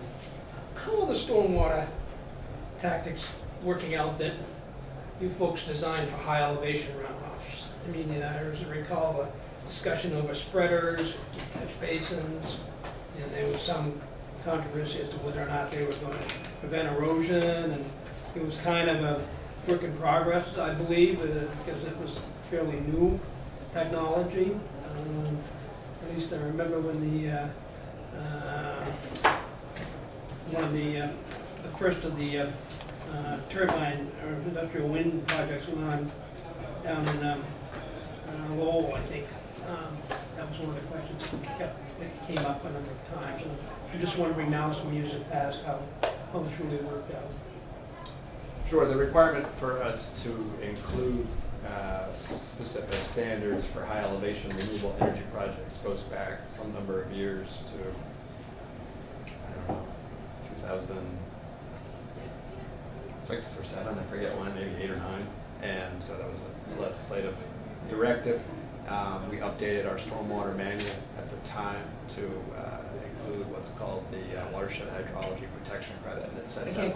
Sorry, we updated our technical standards under the stormwater manual to include standards for those projects. And that standard is called the watershed hydrology protection credit, and it establishes the suite of practices that a project would need to follow to qualify for it. And the basis behind the standards was basically acknowledging that putting in more conventional stormwater best management practices in steeply sloped and forested terrain potentially chewed up a lot more space and vegetation than perhaps a series of other practices, spreading it out through level spreaders and minimizing the footprint and so forth. The project in Lowell applied for a stormwater permit just before, right around the same time, that standard was getting adopted. So this is going back a while in time, so I couldn't have some of the details off. But because they applied before that standard was adopted in the manual, they had to apply as an alternative design. So they followed more or less, or if not exactly, the same standards that we ultimately adopted. but because they did it first, and there's a provision in our manual that if you want to essentially pursue an alternative treatment standard that's not in the manual, you can do it if there's a basis for it and if you monitor. And the project in Lowell has been, you know, under a multi-year monitoring requirement, and I'd have to double check. I didn't check before I came. Sure. I should have expected the question. I believe they are nearing, or if not, I believe they're wrapping up monitoring, and a final report is due to us. The final report is due when? Is soon. I'm not sure exactly when. Drop me an email when you get it. Certainly. All right, thanks. Any final questions for Patty? Thank you. Thank you. Thank you, Patty.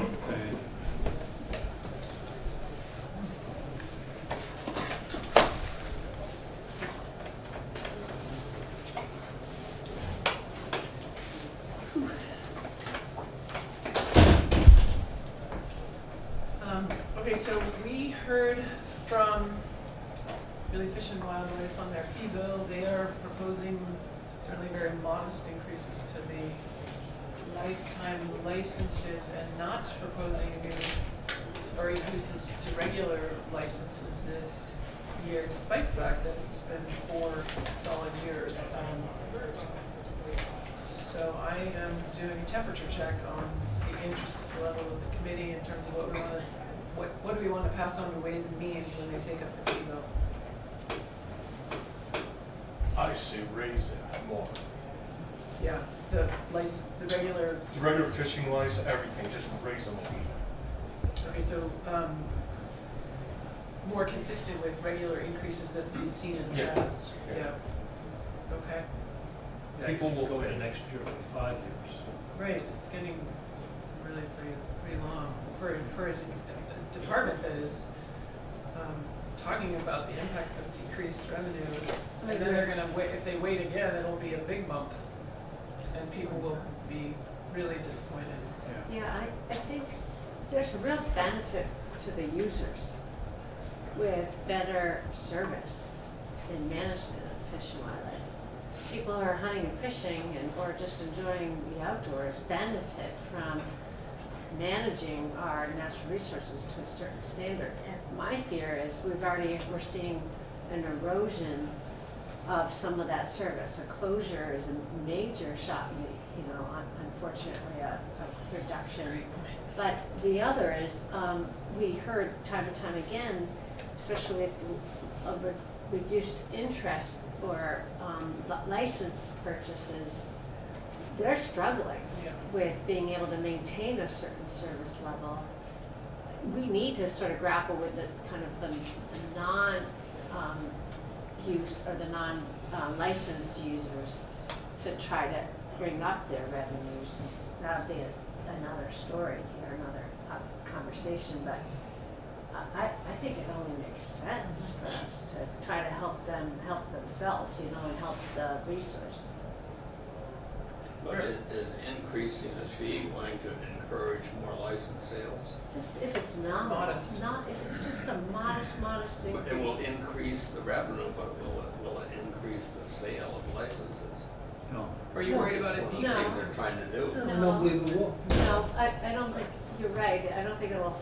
If you make it small enough, modest enough, it shouldn't have a downward impact on the sales, but it should at least be able to maintain or increase the amount of revenues given the stagnant sale of licenses. What we need to do is find other sources of revenue for them. Representative Odie in the States. I'm thinking that had the increase gone into effect when it would have, what might it have been, plus what would it be on top of that for another increase? So let's catch up to where we really should be.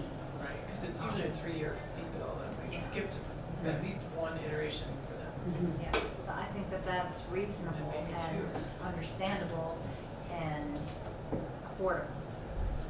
Representative McCullough and then Yeah, so I agree.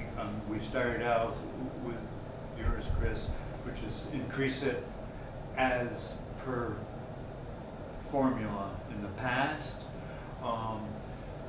And it might be, with as you've said, maybe because they skipped their last fee bill, it might be as per their formula in the past, times with 0.5 or 0.33 increaser as well, because they missed the last 3.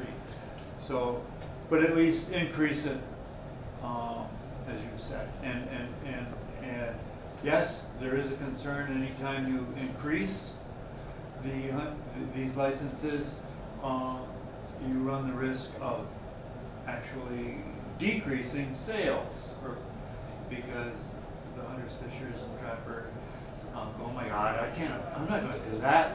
Those guys are not doing. But the longer we wait, the bigger the increase needs to be, and then the larger the respective decrease in sales would be. So I support that as well. So I've been in the outdoor business professionally for 32 years now. I've lived all over. Not one time will a hunter, and this is the only state that I hear this in, is that a hunter, an angler, a trapper, a boater, a canoer, whoever, have no problem paying the extra money. You have to have deep pockets to do these sports. And if you look around, I have a nitro boat. I spent $42,000 on my nitro. Didn't think nothing of it, because I want to go boating. I want to go fishing. So when you raise these prices, this is the only state I've heard of this. Were the other Northeast states? No, that's the thing. It's everything from New York.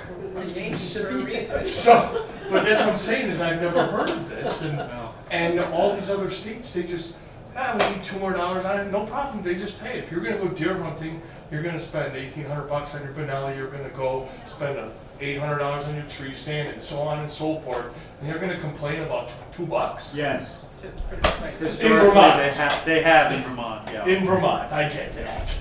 Yeah, they don't all enter the sport with the high-tech equipment. I get So that. we do want to make sure it's always accessible. You know, I would suggest, how does Vermont's license fees compare with New Hampshire and Maine, comparable in terms of why people come to all 3 states? And I'm just wondering, I don't want to see Vermont be the highest among the 3. Well, we had some data, but it was only that combined data at under 1 years of age, lifetime, and that showed how Maine was lower than the rest. I'm thinking now, just not starting in 1 year. Yeah, maybe, Chris, can you find it? I'm going right now to Maine. Maine fishing license. Most importantly, what do they charge in Vermont? Yeah. The roads are going to be slippery, buddy. We'll get that. We shoot all their deer, so they're going to charge us more. Right. It's not a fee, it's a contribution. That's a lease charge. Yeah, that's an interesting idea. It's not a fee, it's a contribution. Your license? It's a For mandatory Maine. contribution? Yeah, right. But that's what they're saying. And then is it a 501c, can a 501c3 do that? Say mandatory? I can't. No, you'd be getting something first. You hopefully would get something. So yeah, and that, you can't do that. Yeah, that's right. Maine fishing was a good application. So while he's looking for that, this discussion is around the fee bill, but we'll also be hearing a little bit later the Fish and Wildlife budget. And I made noise about, really? Are we going to close this thing? Is it short-sighted? And I think this committee will want to grapple with that, even though it may embarrass the commissioner. But I think we need to look at that.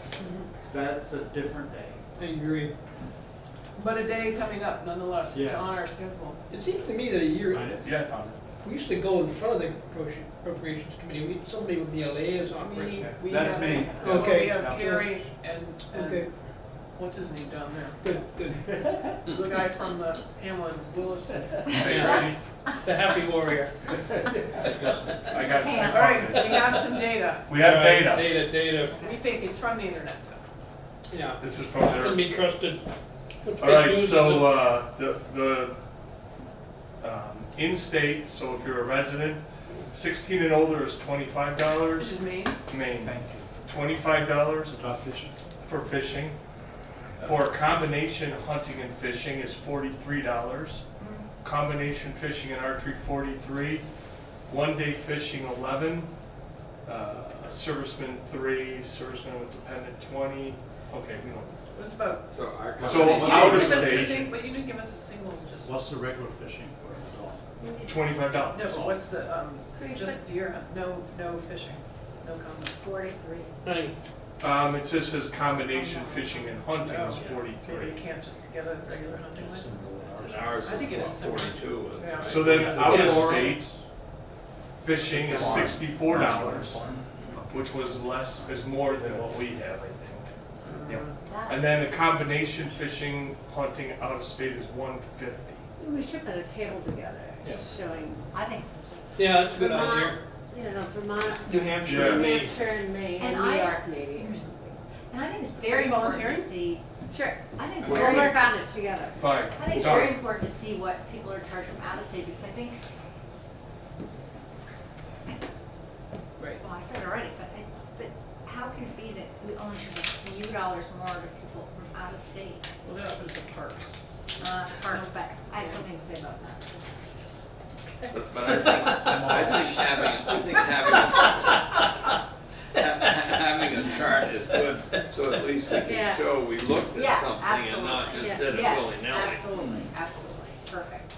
Data-based, research-driven. Okay, we Yeah. need to make a request pretty quickly. I'm pretty sure we can't take possession of the fee bill now because it's in Janet's committee. But we could write a memo and we would Okay. want Michael to write that for us. So, That's the way that works. we're gonna need to move on it pretty quickly because I think they're, Laura's not here. They're wrapping up by the end of this week, I think. Yeah, I think that's right. Yeah. Okay. Thank you all. The only That's thing it. I don't wanna see, and they've indicated they're not doing it, and that is to fool with the senior license age and fee, because we went through that Yeah. last year and made a lot of people upset. Yeah. before we You did. can't really And go can back. I don't know that it's us anymore, but just a public service announcement, if people can turn off notifications. If it is Why am I us, ding- I mean, I kept hearing a ding from over here, it might have been the audience, but Yeah, there's audience. Turn on what? notification.